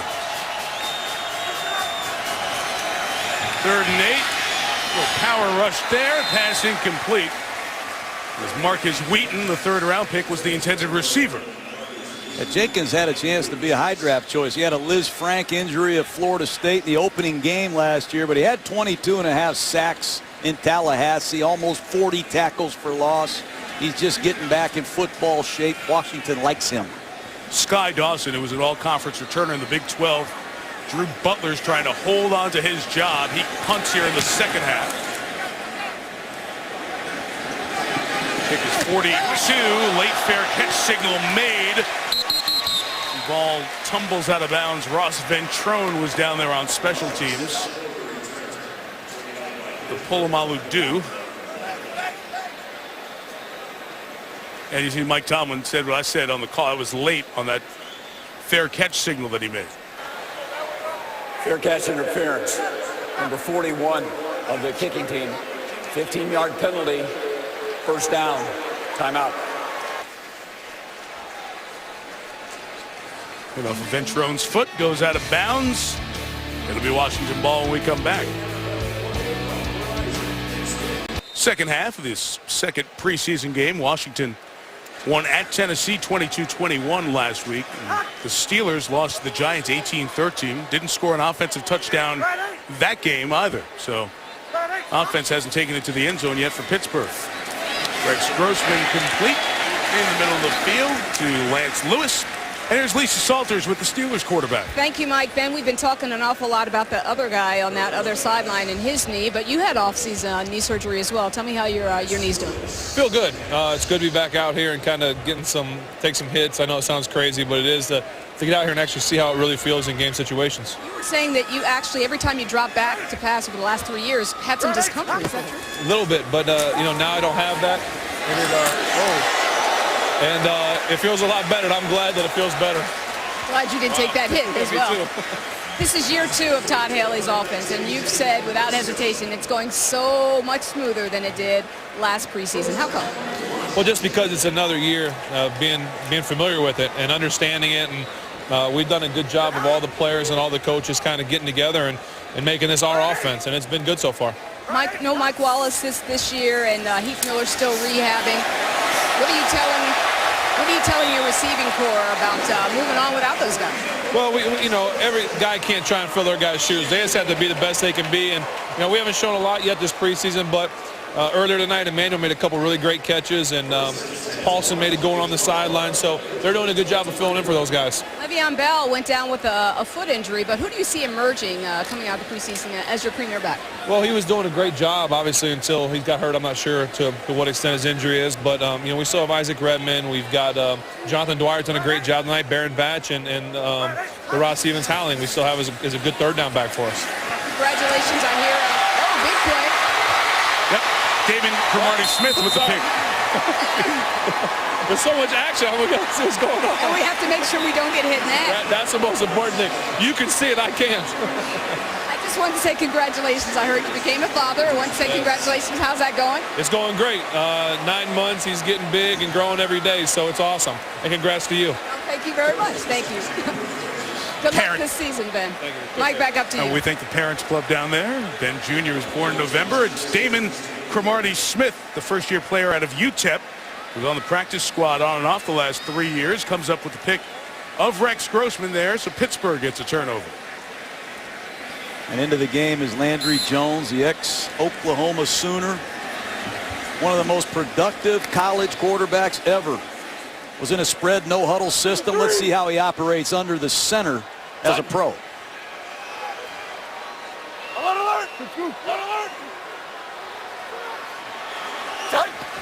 Jones, the 4th-round pick of the Steelers.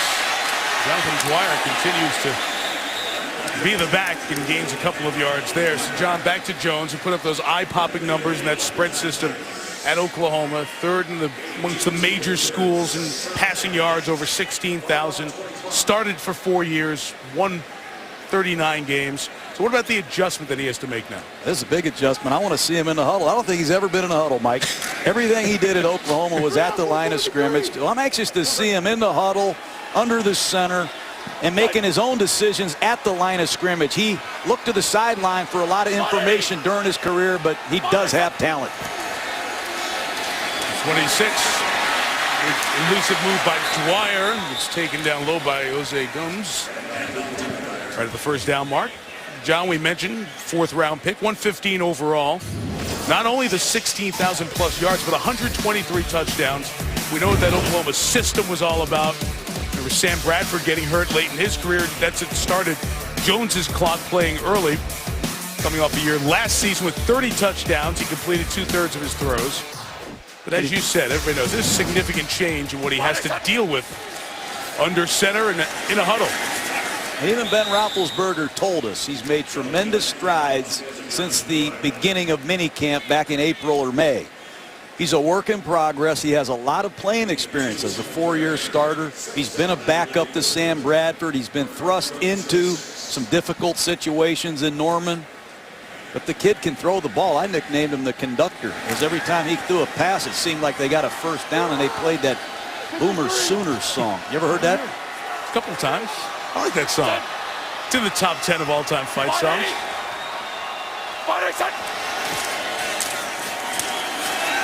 That time, no line of scrimmage for Dwyer. Lost about 2 or 3 yards. Go something like this. Landry Jones, the conductor. He'd throw touchdown passes, 4 or 5 a game, and I'd see this band playing this song, and I got addicted to it. I'm doing a cool QB camp on Landry Jones, and I'm singing this song to this band over and over and over. My wife thought I lost my mind. Landry Jones, I hope he does well. He wants to be a minister when he's done playing. Recently married to a former Oklahoma basketball player. I like this kid, and I'm rooting for him.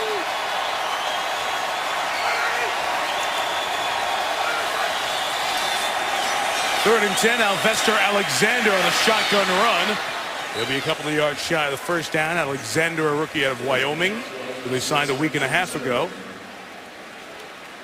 And Landry Jones yet to put it up in the air, and Pittsburgh will kick it away.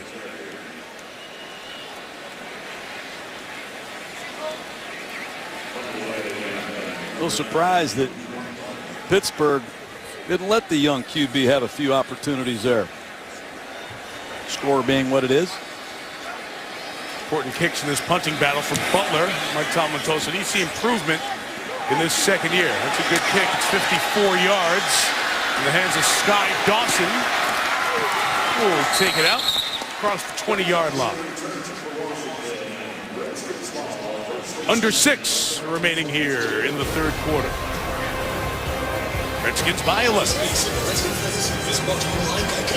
Super Bowl champs, a lot of changes. Joe Flacco, Ray Rice, the constants now on the offensive side. The defense that Cam Newton will be going against will be some of those changed faces. We're up by 95 for the Panthers and Ravens Thursday night from M&T Bank Stadium, 8 Eastern, here on ESPN. I like what I saw from the Ravens the last couple weeks with their first-team defense. They've added some veteran players, Elvis Dumerville, Darryl Smith, and a rookie, Elam, at safety. They're impressive. Out of Florida, this is a former Gator, Rex Grossman, handing off to Keelan Williams, leader of the Redskin defense, standing by with Lisa Salters. Thank you, Mike. London, you turned 38 in May, right? And you tweeted that 38 is the new 28. What did you mean? Well, you know, I try to keep myself feeling young, so, you know, they say 30 is the new 20, so I figured 38 is the new 28. Now, how do you do it? I mean, what is the secret to not just your longevity, but your success? You know, I just really, each year, each practice, try to focus on getting better. I still, even though I'm going into my 16th season, I feel like I could play better, you know, believe it or not. So I challenge myself to continue to get better every day. The opener against the Eagles will be 241 consecutive games for you. You have never missed a game in your 16-year career. How is that even possible? You know, it's God's grace, first and foremost. And just really listening to my body. I try to manage and maintain it a lot. I think Coach Shanahan does a great job of, you know, practicing me how they take care of me during the practice week as well. Chip Kelly's offense is not for the faint of heart. You're gonna have to be in shape. What are you anticipating? You know, we obviously, him coming from Oregon, they got a fast break offense. You know, try to snap the ball, I guess, with 15 seconds, snap the ball every 15 seconds. So we know that'll be a challenge for us. But defensively, you know, we just had to be prepared for it. And, you know, it's just something that'll be new to the NFL. How do you prepare for that? You know, it's you try to prepare for it in practice, but at the end of the day, it's something, you know, you won't really get a feel for until you face them. Now, you've been around Washington for a while. From your perspective, I know he's an offensive guy, but the buzz around Robert Griffin III and what's been going on the last couple of weeks, when's he going to play, when's he going to get cleared? From your seat, how do you think he's handled it? Well, you know what? As a competitor, we all want to play. Whether it's preseason, you know, regular season, you want to be out there playing football. And Robert, you know, he's seeing us out there practicing, going through different drills, and those competitive juices start flowing, and he wants to get out there and play. And Coach Shanahan told him, you know, back in, you know, March or however long the case was, what the plan was going to be going into training camp, and he stuck to his guns with that. And, you know, Roberts just had to accept that. Thanks for your time and have a great season, London. Thank you. Mike, back to you. All right, Lisa, always one of the great players to visit with, London Fletcher. Pass by Grossman, incomplete. Second one in a row for Lance Lewis, and it'll bring up fourth down. John, I love what London told us when we met with him yesterday. He talked about that, almost a bell curve at the end of the athletic days. The athletic meets the intelligence. He said, my mental right now is off the charts. And he wasn't saying it in a very braggadocious sense. It was just explaining how you can play at that level at 38. It's amazing. He not only led the Redskins in tackles, he led the NFL for linebackers with 5 interceptions. And the thing I love about him is he just doesn't want to let his teammates down ever. 46-yard snap, rocket punt. Fair caught by Reggie Dunn. He was in St. Louis. He was in Buffalo, overshadowed by the offense and the anonymity, but now a Pro Bowler in D.C. After the college season, before the draft, the best quarterbacks come to see John at quarterback camp, including Landry Jones. Why do I want Landry Jones? If I'm the head coach or the GM or the owner, why do I want Landry Jones? What am I getting? A competitor that wins, that has won a lot of football games. Been proven over 4 years to win. And in this business, in this time right now, that's what we're here to do. No matter what it looks like, you're going to draft winners, and you want to draft guys that know how to win games. And what it looks like, and that pass incomplete to Derek Moy out of Penn State, what it looks like, John, is different than what it looked like in the NFL. So that whole QB camp is a little way of finding out, all right, what are you made of here as you're going to test these things going into the NFL process? Sure is. And Landry Jones has the right stuff. He has a lot of experience. He's been through some highs and some lows at Oklahoma. And this is a real transition for him, changing offenses. I don't think he's ever been in a huddle very much. He certainly hasn't had to look at the defense and make a lot of his own decisions. In college, he relied on the sideline quite a bit, like most spread quarterbacks do. Still Dwyer. And one of the reasons we're seeing Dwyer is because Baron Batch, Le'Veon Bell, fullback Will Johnson are all injured and out here for the game. Bell hurt his foot early on. Johnson injured his ribs, and a stinger for Batch. So Dwyer's touched it 16 times on Pittsburgh's 43 offensive plays. And this Steeler offensive line needs to pass protect better, particularly when they've fallen behind in the down and distance. Here's where they've struggled the most tonight.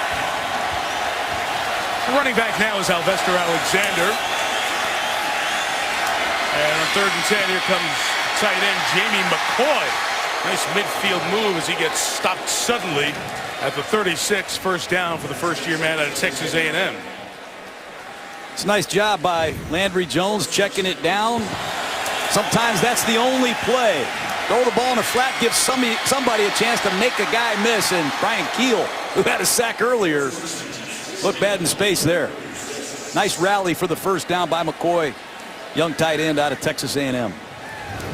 Jose Gomes, who's seen some action with the first team here, the first couple of preseason games for the Redskins. On the stop. And from under center, Jones will take a shot down the field.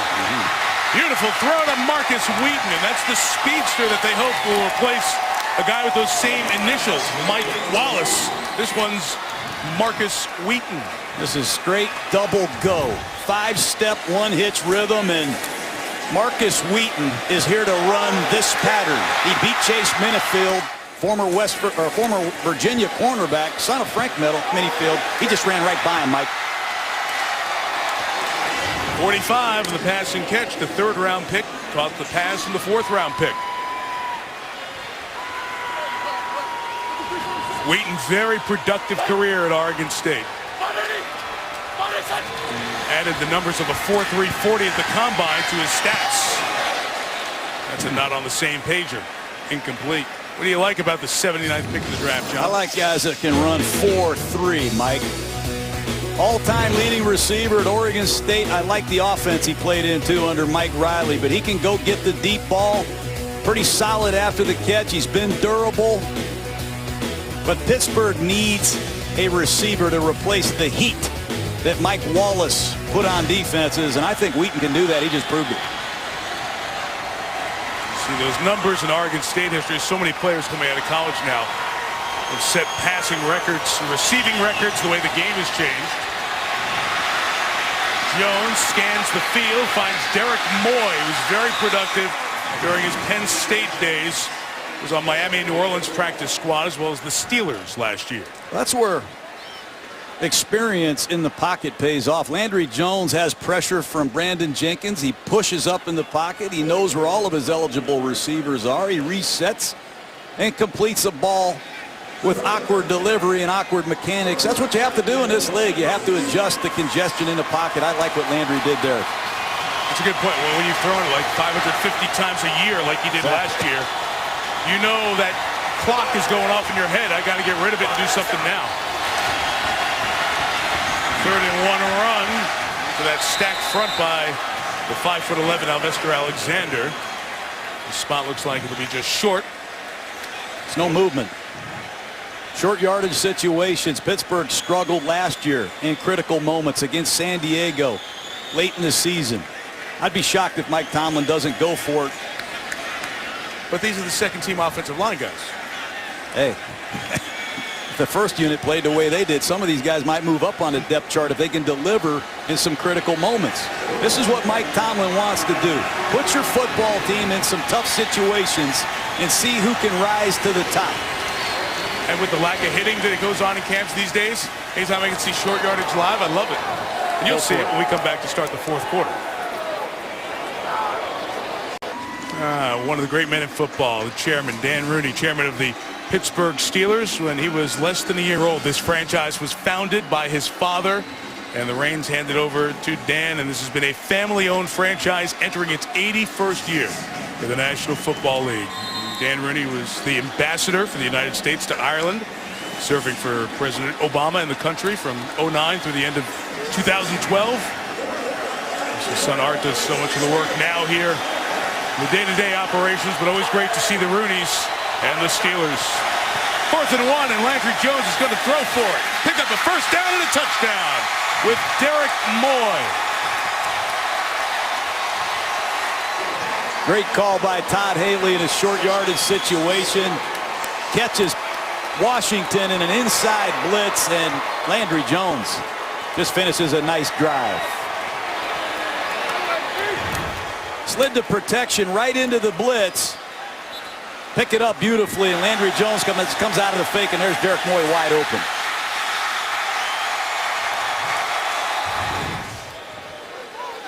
Moy had a lot of production at Penn State. Big target in the red zone. 18 touchdowns, 2,400 receiving yards during his time in State College. Nice drive, 8 plays, 76 yards. Steeler fans have been waiting a long time. December 30th was the last time they saw the Steelers score an offensive touchdown. They can still do it, Steeler Nation. Landry Jones to Derek Moy. And 3 Mondays from now, it's the season opener. Philadelphia comes in, and a lot of unknowns, as you heard from London Fletcher. What's the Eagle offense going to look like with Oregon coach Chip Kelly now in Philly? It's going to be fast. They're not going to huddle. They're going to be in a shotgun. They're going to use a green tempo, Mike. That means they're going to go real fast. Watch his ball carrier. As soon as he's tackled, he finds the near official, and he's going to give him the ball. That allows Oregon to line up quicker. Oregon's going to yell out one word. This is going to be what Philadelphia does, is they're going to snap that ball inside of 15 seconds before a defense can get lined up and make a call. That's fast. 14 seconds, they're going to call another play. That's green tempo. That means they're going fast. But don't I see people do that in the NFL already? I like this team. They do it every snap. They even talk fast at Oregon. They meet fast, they eat fast, and they go home fast. Everything is going to be quicker than you've ever seen before, and it's going to force defenses to communicate verbally and non-verbally quicker and more collectively than they ever have before. Well, it's some of the issues that all these teams in the NFCs, the Redskins, Cowboys, the Giants, are getting ready to deal with during this offseason and get ready for their games against Philadelphia and the unknown that they have not seen in the preseason so far.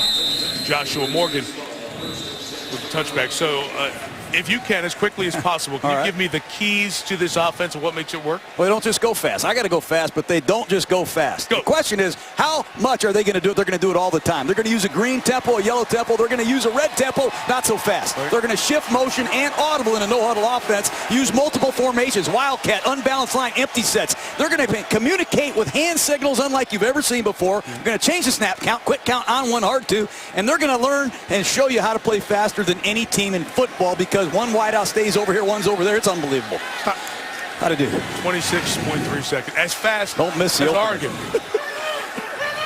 But seriously, those are all the things you have to work on before the game and in the game. Pat White is the new quarterback for the Redskins. The former West Virginia quarterback throws it to Niles Paul. Those are all the things you've got to deal with. That's a huge set of problems if they know what they're doing and you're trying to guess what level of communication's going on. London Fletcher's 38 years old. He has 16 years of intelligence. I can't wait to see what the Redskins under Jim Haslett do as a professional defense to combat tempo, because they can do it. And I know they've been practicing and changing their practice format to accommodate their defense to get them ready. Pat White hands to to rookie Chris Thompson, I should say. Thompson takes it out to the 34-yard line. John, you talked about the defense. What are just the big things they've got to worry about against this speed of offense? Well, every team in the NFL and in college football has to deal with these issues. They got to be careful and know how to substitute, because if they substitute in a no-huddle situation, they'll get caught in a 5-yard penalty will occur. They have to communicate quicker. There's no question they have to give their linebacker, London Fletcher, some safe calls where he can call the defense himself. It's going to change the way defenses practice. There's no question about that. And it forces the defensive coordinator to think quicker. Fumble. Big hit by the Pittsburgh defense. Knocks it out from Chris Thompson. And it belongs to the Steelers. And Thompson is shaken up after taking that big knock from Shamarko Thomas, a rookie out of Syracuse. Fifth-round pick out of Florida State. Thompson slow to get up. Pittsburgh ball when we come back. ESPN NFL preseason special is brought to you by Corona, who invites you to find your beach, and NFLShop.com. Get back to football with the newest styles at NFLShop.com. A couple of visits to D.C. this year for us, not just this preseason game, but that opener, the aforementioned game against the Eagles, and we'll see the 49ers come to Washington on a Monday night in November. So Shamarko Thomas, the 4th-round pick, forced the fumble, recovered by Terry Hawthorne, and it gives Landry Jones the ball with a chance for Pittsburgh to take the lead.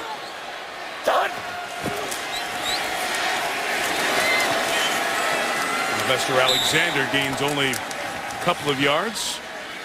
The safety position for the Steelers here. They have Ryan Clark, they have Troy Polamalu, 2 veterans, and draft Thomas here in the 4th round.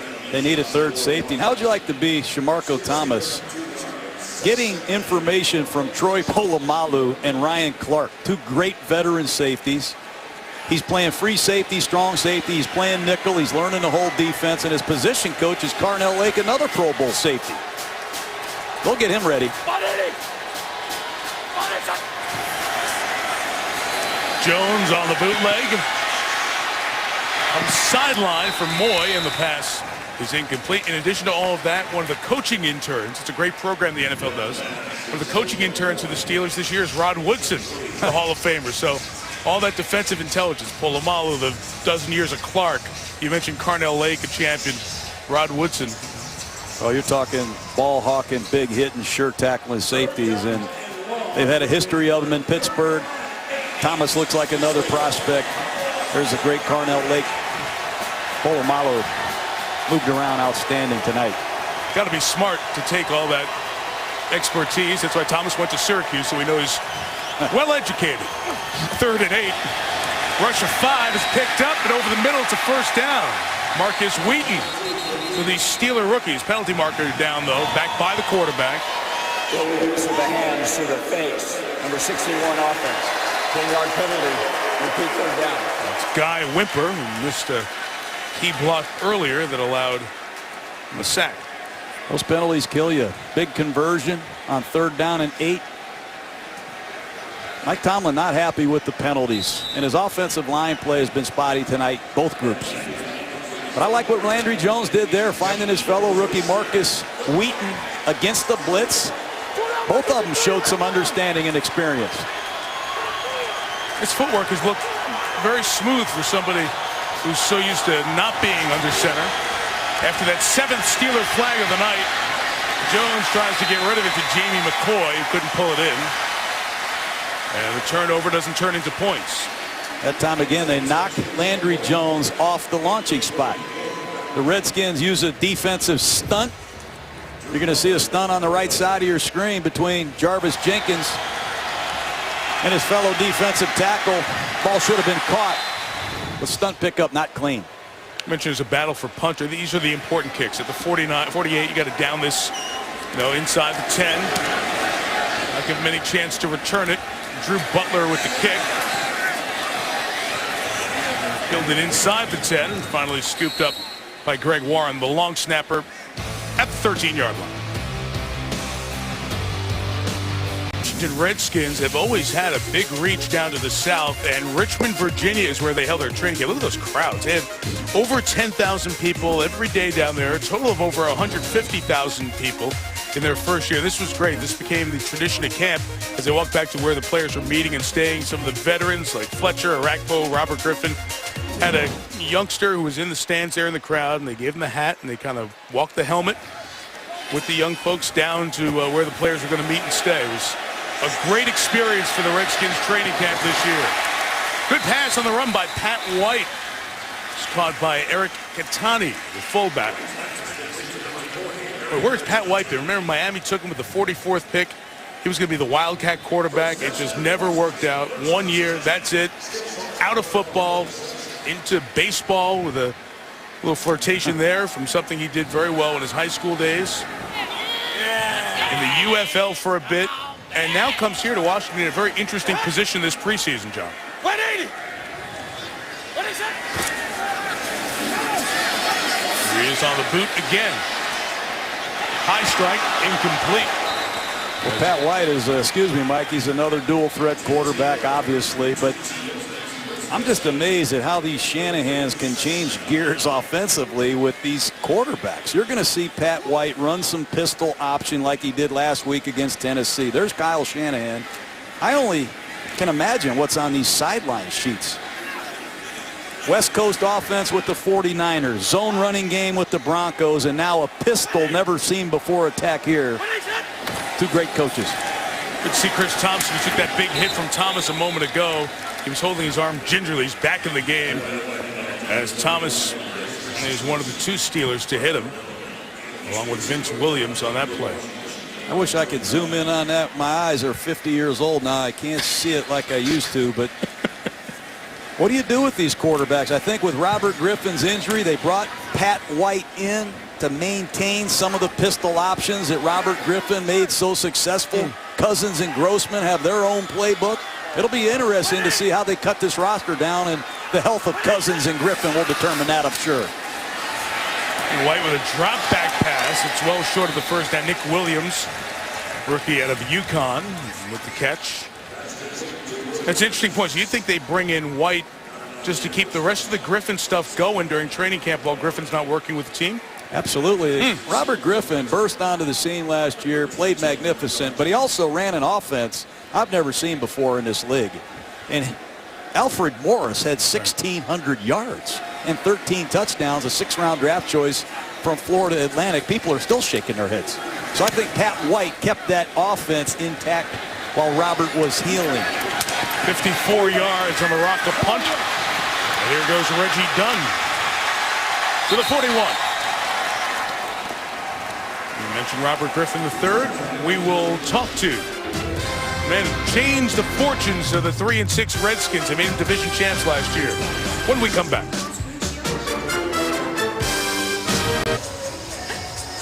Welcome back to Washington, D.C. Robert, I'm with Robert Griffin III, and you just look like you're having a great time tonight. You're just singing and dancing, and you just look like you're having fun. And what are you feeling? Yeah, you know, football's a fun sport, but, you know, when you suffer an injury, you don't get to be out there with everybody. To feel healthy like I do and just get back out there with them is it brightens my day, so I just have fun with it. Dr. James Andrews is in the house. He's the decision maker. You're going to see him tonight. What's the plan on getting this decision made when you can play? You know, right now it's just it could come up to, you know, the Sunday before the game. There's no rush. It's just about us all being on the same page. And, you know, we already actually talked to him, and we met, and he says everything looks good. Just got to keep going from here. So he's no decision today? No, there'll be no decision, and, you know, we'll just keep going with it, see what happens. But right now, we just got to make sure we win this game. You had a workout earlier, and you got a pretty good workout in, dropping back. You were throwing routes, running right, running left. Saw you sprinting up and down the field. Dr. Andrews' reaction when he saw you sprinting, it was just like he thought that was incredible. Just tell me how you felt after that workout. Yeah, it felt good. We almost had a pick there, Murph. But, yeah, it felt good, and, you know, I wanted him to see that. He needs to be here to see me. Like I said, he's been busy, you know, saving lives, kissing babies, like I said before. So he's really impressed with what's going on, and all the guys that have come back from injury all look really well. Now, if they stick to the plan, you're not going to get any live preseason action. So what concerns do you have going into week 1, assuming that you get cleared for that game, not having taken any live snaps? You just got to lean on what I did last year, lean on that experience. Anytime I have a question about how it's going to feel during the game, I have a comparable feeling from last year, and that's what I have to go off of. And coach is confident in me, and I'm confident as well about it. Now, you had a press conference to announce that there is no rift between you and Coach Shanahan. Describe your relationship with Coach? Yeah, I mean, I had to call that because, people were taking the words, from the previous press conference and taking it way out of hand. And that's not what this team needs. They need their leader and their coach to be on the same page, and that's what we are. So my relationship with Coach is great. We talk on the daily, and, that's that. Your concerns for still running the read option, knowing that you have a need that's had some work done? Like I said, what happened last year was a learning experience for all of us. I'm the one with the ball in my hand. I know I got to protect myself a little bit better. And Sky Dawson is he almost broke. But there's no worries for me. If teams are going to give that to us, we'll take it. I feel healthy enough to run that, and like I told him, I can still hit turbo.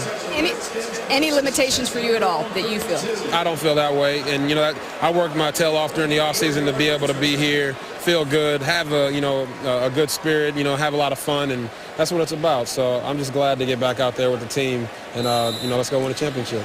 All right, thank you, Robert. Have a great season. Hope you get the word that you're looking for. Yes, ma'am. Mike. All right, Lisa, thank you. 22-yard return by Sky Dawson, rookie out of TCU after the 3-and-out for the Steelers. 4-point lead and the ball for Pat White at the 32-yard line here. 9:03 to go, and Washington up by 4.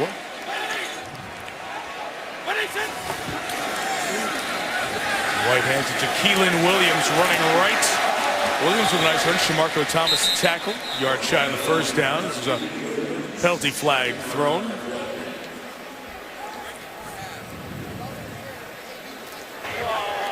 Holding, number 84 offense, 10-yard penalty, repeat first down. All right, John, what are the issues going forward this year for Griffin?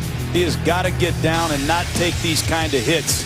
Kyle Shanahan said he looks like he's falling off a motorcycle sometimes when he runs with the ball, but these hits must be eliminated.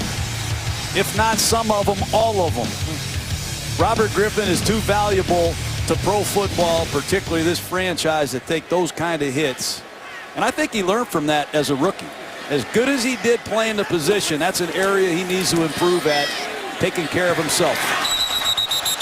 White's pass is dropped. He was sacked 30 times and ran the ball another 120 times. And we've known for years, look, all the game's rules have been changed to do one thing. Less hits on the quarterback, so you keep these people who you invest millions in the game. And Kyle Shanahan, Kyle has pointed out a few times, because I think they've heard the criticism of the injury, said, wait a minute, you look back to the plays he got knocked out on. Against Atlanta was a scramble to the sideline. He couldn't get down in time. The others were drop back passes where he took off. The Baltimore play, Haloti Ngata catching up to him.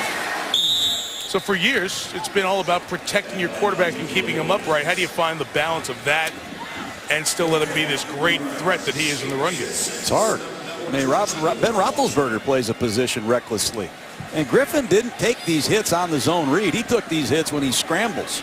He's an electrifying playmaker. He's just got to evolve as a quarterback and adapt to the speed of this league. And at the same time, he's going to make some breakout runs. He just got to limit the contact the best he can. Now the shotgun, Pat White on 3rd and 14. He's going to go down. Nick Williams comes up with the sack for the Steelers. Young draft choice out of Samford College. He looks like a Pittsburgh Steeler. You ever stand down there and look at these Pittsburgh Steelers linemen? Kiesel. Another one. Some of those linemen they've drafted got to step up this year. Right? Cameron Hayward, you mentioned before. Ziggy Hood. Last year of his contract, Ziggy Hood, they need a big year from him. I do. I go down to the field every week. Reminds me how small I am, how short I am. Trying to get away from it. It may have brushed against one of the Steelers first. Devin Smith, it did. And it's Washington ball on the turnover. Rookie free agent out of Wisconsin, Devin Smith, who was in the Cowboys camp until 2 weeks ago. Actually, it was touched first by Derek Moy's back, not Smith.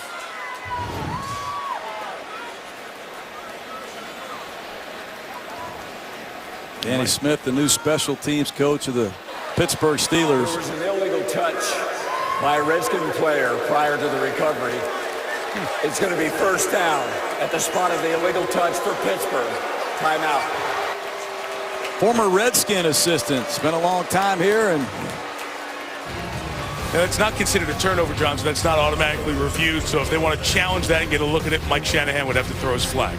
Timeout. We heard from RG3. There's been a camera crew following him for behind-the-scenes footage of his recovery. Well, the will to win, RG3. It's a week from tomorrow on ESPN at 7 Eastern. That Tuesday night spot where we've had a lot of great documentaries throughout the summer. That 9 for 9 series. There's a great one tomorrow night, by the way, in the 9 for 9 series. The 99ers on the U.S. women's soccer team. From 1999, Mia Hamm, Julie Foudy, that group. If you're around a TV tomorrow night, make sure you watch that. Got a chance to see it, and it's outstanding. Tomorrow night at 8 on ESPN. Landry Jones tied up, trying to get rid of that as he was being chased by Chris Baker. And that is ruled, let's see, incomplete or a fumble recovered by the Steelers. Let's see. Incomplete. Baker beat Guy Wimper, right side of your screen, just an inside rush. An overset by Wimper, who's usually a tackle. Chris Baker's an interesting guy. Started his career at Penn State. Things didn't work out there. Ended up at Hampton. They need him to play left defensive end with Jarvis Jenkins' suspension. Nice inside rush.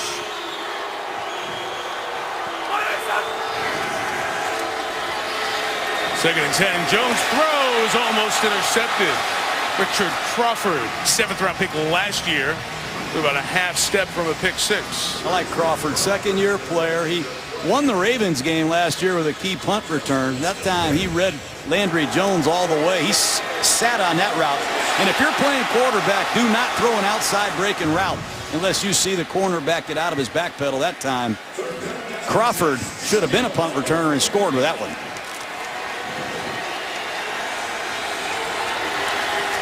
Landry Jones has missed his last 6. By the way, that punt that we showed you before the commercial, that was correctly called on the field. It brushed against the arm of one of the Redskins.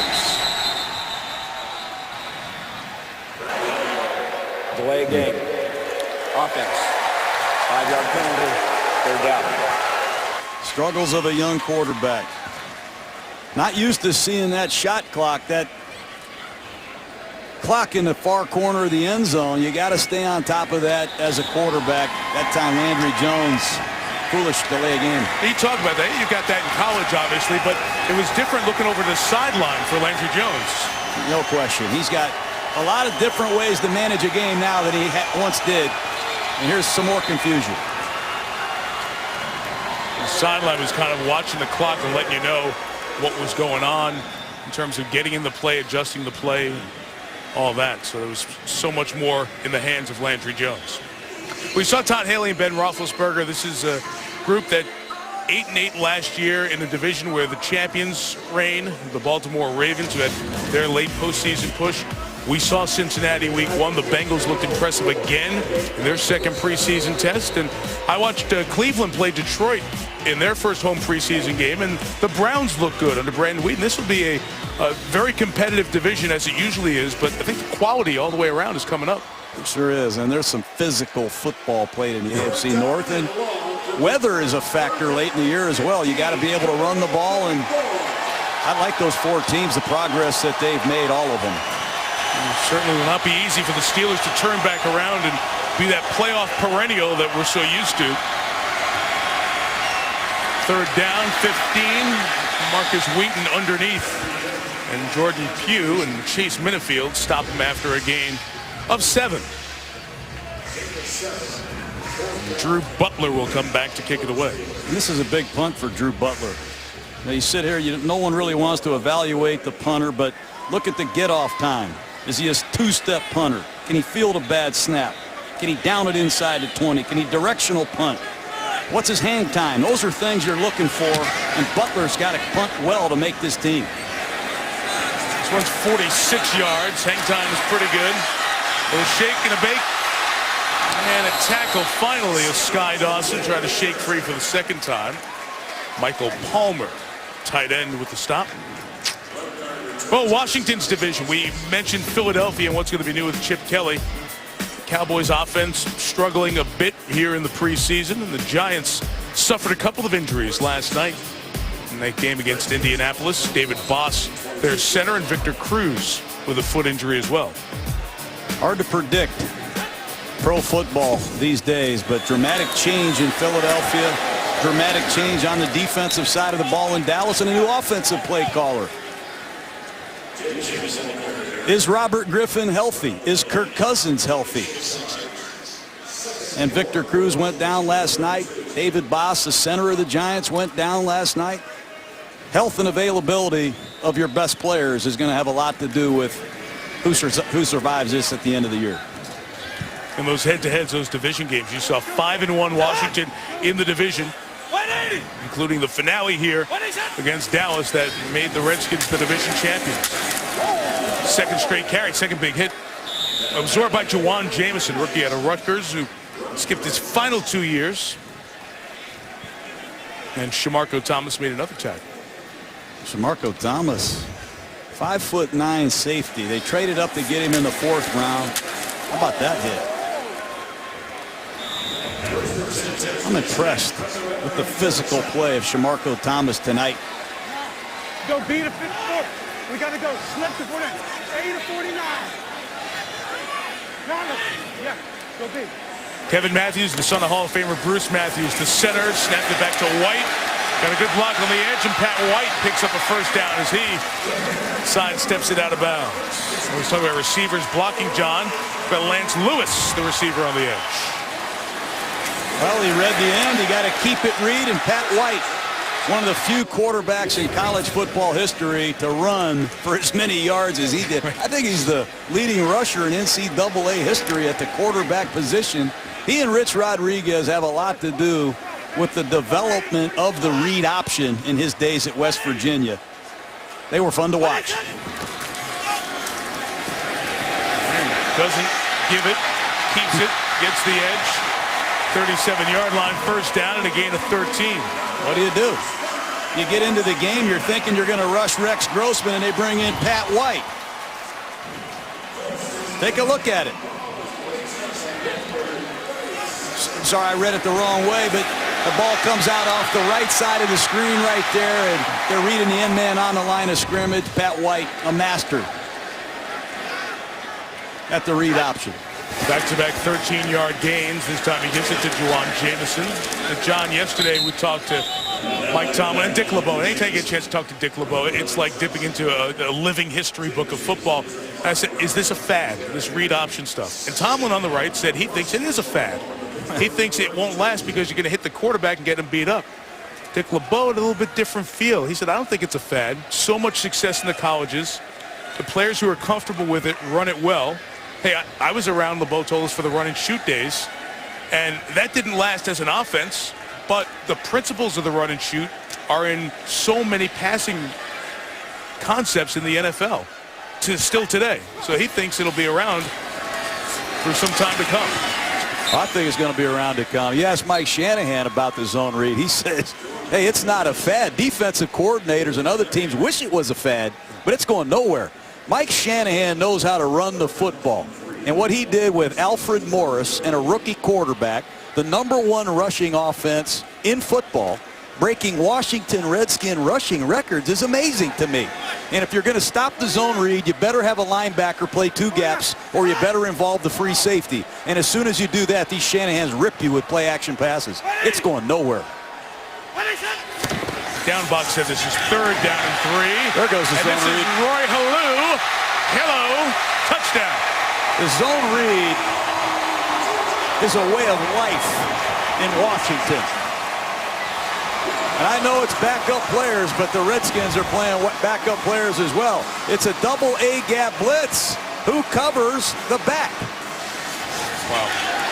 Who's responsible for the quarterback? Who's responsible for the back? And who has the pitch? You have to play assignment football. It's hard to blitz that formation, hard to blitz that scheme. And there's your point right there, John, as Halou gets the 30-yard score. White in the read option taking the ball down the field. And Kai Forbath for the extra point. Makes the lead 11. Here's your point. Conflict. You said it so well when we were here for the Redskins-Giants game on a Monday night last December. The conflict for the defenders, what do they do? And then for the defensive coordinators, all your joy to have imagination and all these great packages, they're neutralized by this offense, this read option deal. No question. It reduces what defenses can do. It reduces your pass rush.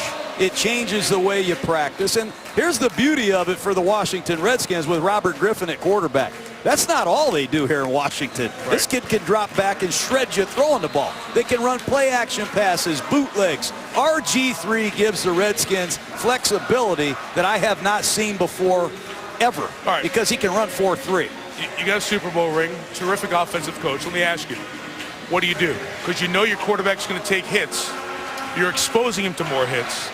So what do you do if you see this offense is in vogue and you've got a guy like Griffin who can do this? What do you do? I'm going to tell Robert Griffin, think touchdown, first down, and get down. Very important. I don't want you fighting for yardage, and I don't want you taking many hits on your right shoulder. I want you to run the ball conservatively. We're going to run the read option, and he knows who's unblocked when they run that read option. Right. He knows you're unblocked. And if you come right at me, I'm giving the ball. So make good decisions. If you're out clean, try to score. But think first down and get down more than you ever have before, because we need you for 10 years. On the run, it is Kashif Moore. They'll take it to about the 20-yard line. 3:15 to go. So, you know, you talk about Mike Shanahan. When he was in San Francisco with Steve Young, his interpretation of the West Coast offense was unbelievable. I think Steve threw 6 touchdowns in the Super Bowl against San Diego. Then he went to Denver and introduced Terrell Davis and John Elway with his zone offense, zone stretch offense, and no back sets, never seen before. And now he's come up with an offense that's clearly unique. Landry Jones back in. Pass was incomplete on the far side. Intended for Justin Brown.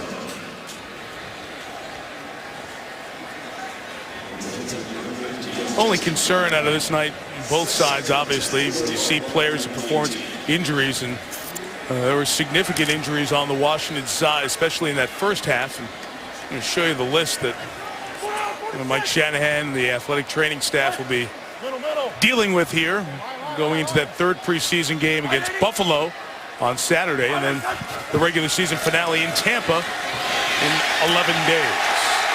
Meeting at the quarterback started by the penetration from Philip Merling, and then Brian Keel joins Victor Soto. Pressure coming from everywhere. Bottom of your screen, Brian Keel, who's met the quarterback twice tonight.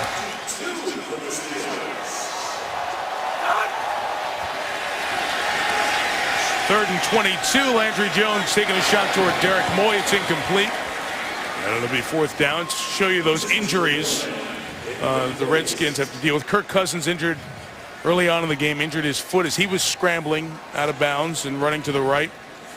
X-rays were negative, was Lisa's report from the Redskins at halftime. Aldrick Robinson hurt his thigh on a play towards the end of the first half, the speedy receiver. And also late in that first half, Leonard Hankerson, who had a nice catch for a touchdown, injured his knee. And Barry Cofield was dealing with a hand problem as well. So guys who you figure are going to make the 53-man roster. Injury concerns going into Saturday. Again, Sky Dawson to return and brought down by Ross Ventrone, who was living on the transactions part of the newspaper day in, day out during his New England stay. And kind of bummer for Pittsburgh. They wanted to see Le'Veon Bell. They gave it to him 4 straight times, hurt his foot on that first drive. He didn't come back. Baron Batch, a stinger. Will Johnson injured his ribs after he took a hit across the middle. This team that was without Larod Stevens-Howling going into the night. Former Cardinal is a grade 1 MCL sprain. They hope to have him back here coming up next week. It's the question of the preseason, these 4 preseason games. You want to see players and see them in live action, but you get them healthy to the starting line. Steelers take a timeout after that first down carry. It's 2:20 to go.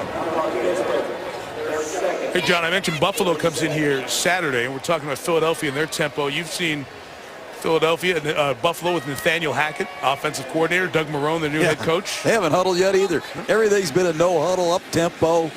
It's unbelievable where the game is going. Colleges rarely huddle anymore. It's all low huddle. It's all read option. Texas high school. I go watch high school football. I referee high school football games when I have a free time, and there's no one huddle in there. You do what? I referee high school games. Jerry Austin is teaching me how to officiate the game properly and work on my etiquette, but no one huddles. Stop it. You don't officiate high school. Yes, I do. Do you really? Sure do. I help out during the week. Yeah. Oh, you help out during the week? Yes. Not the actual games. You're not in a striped shirt refereeing. No. Okay. Come on. People would have thought that. Some of us would pay to see that, too. White's pass towards the sideline is caught by Smith and ruled an interception. Well, nice job by Devin Smith, who dragged his toes much like a wide receiver, and the rookie out of Wisconsin, credited with a pick for the moment.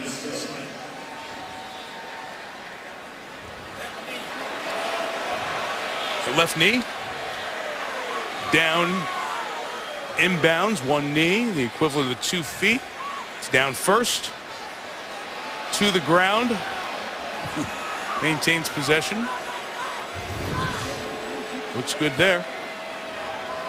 Mike Shanahan could challenge if he wants to give Bill Levy, the referee, a chance to.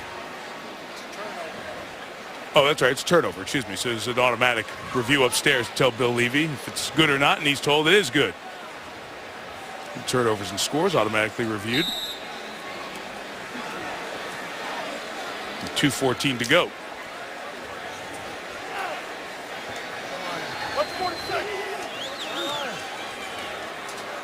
So another chance here for Landry Jones.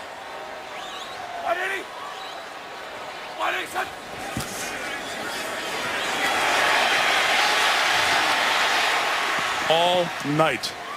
Pressure, pressure, pressure. His pass caught by Alexander, but out of bounds. Vic Soto with the pressure again. Right tackle Joe Long late out of his stance, and hasn't really been fair to Landry Jones, left side of your screen. So Oto, great effort in pursuit.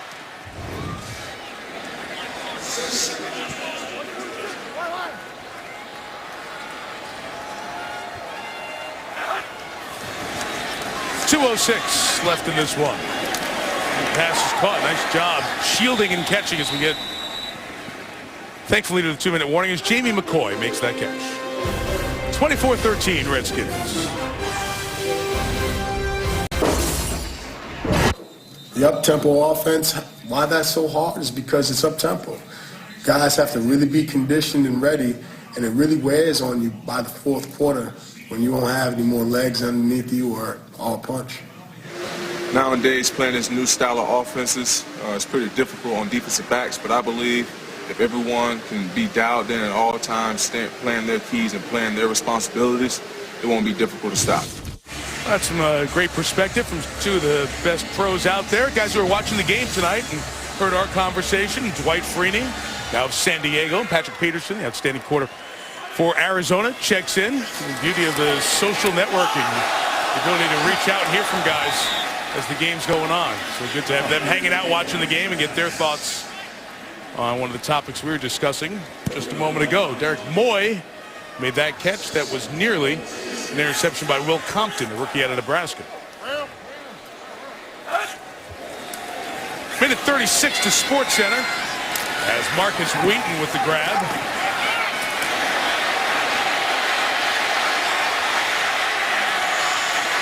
That's a lot of work for a gain of a yard. North and south. Young receivers coming from the college level. Got to figure this out quickly. Take all you can, but don't reverse your field and lose 18 yards. The difference of Saturday to Sunday or Monday, right there. That was officially no gain. They didn't even give him the yard. Exciting young prospect, though. Big catch down the field tonight. Yes. Done some nice things. Andrew Jones, pass is incomplete for Jamie McCoy. I mentioned that SportsCenter is coming up next on ESPN. We have our Hall of Famer, Chris Carter, hanging around to help us break down what he saw tonight. I mentioned that My Wish series with Robert Griffin III and the entire Redskins. Looking at one of the great stories that we show every year. And the NFL and the potential extended suspension for Von Miller, which would be a huge story involving the Broncos. Chris Mortensen, Adam Schefter have been reporting on that all day. So all that coming up, plus the day in baseball and everything else on SportsCenter right after the game. Justin Brown. Andrew Jones threw to at Oklahoma. So that grab. Remember, Justin Brown started his career at Penn State. And then after everything that happened there with the Jerry Sandusky scandal, players were allowed to transfer after the NCAA ban. Brown left, went to Oklahoma, caught 73 balls from Jones last year. Fourth down, deflected and incomplete. And the Redskins will take over and get this thing over and move to 2-0. Steelers will get Kansas City on Saturday and then close their preseason at Carolina. John, it's week 3 now for all the teams in the NFL in preseason. And we often talk about that as a dress rehearsal game. How is this week different from the other ones in the preseason? Well, first of all, you've broken training camp and you have an opportunity to do a little game planning, familiarize your team with the opponent, install some plays that are designed to attack the team you're playing, and you want to see your starters play. The first half, you'd like to see them go in the locker room, make a couple adjustments, come out and play, maybe the opening drive of the third quarter, but next week will be the week you see a lot of these starters, provided they're healthy. Steelers side, I'm sure they're going to be disappointed with their offensive line play and the sloppiness here tonight. Penalties, turnovers, and the offensive line's inability to handle Ryan Kerrigan for one. Ryan Kerrigan played a great game today, but Mike Tomlin has an eager young group of Steelers this year, and I'm sure he's going to find some things he liked as well. Come on. The bus is ready, my friend. We are Baltimore bound to go see the champs tomorrow. Look forward to it. Let's see our friend John Harbaugh and the Ravens and Joe Flacco, the Super Bowl MVP practice. And that'll be our last preseason game. It's on Thursday night, and then we'll be here 3 weeks from tonight. And will we see that man? Will we see Robert Griffin III on opening night against Philadelphia? And Troy Polamalu week 2 against Cincinnati. Great start to our Monday night season. Final score here tonight, Washington 24, Pittsburgh 13. John and I will be back on SportsCenter. Chris Carter coming up as well, and all the news that happened around the league today. So don't touch the remote. From Lisa Salters, John Gruden, and our great Monday Night Football team, Mike Tirico. Good night from Washington. See you Thursday from Baltimore.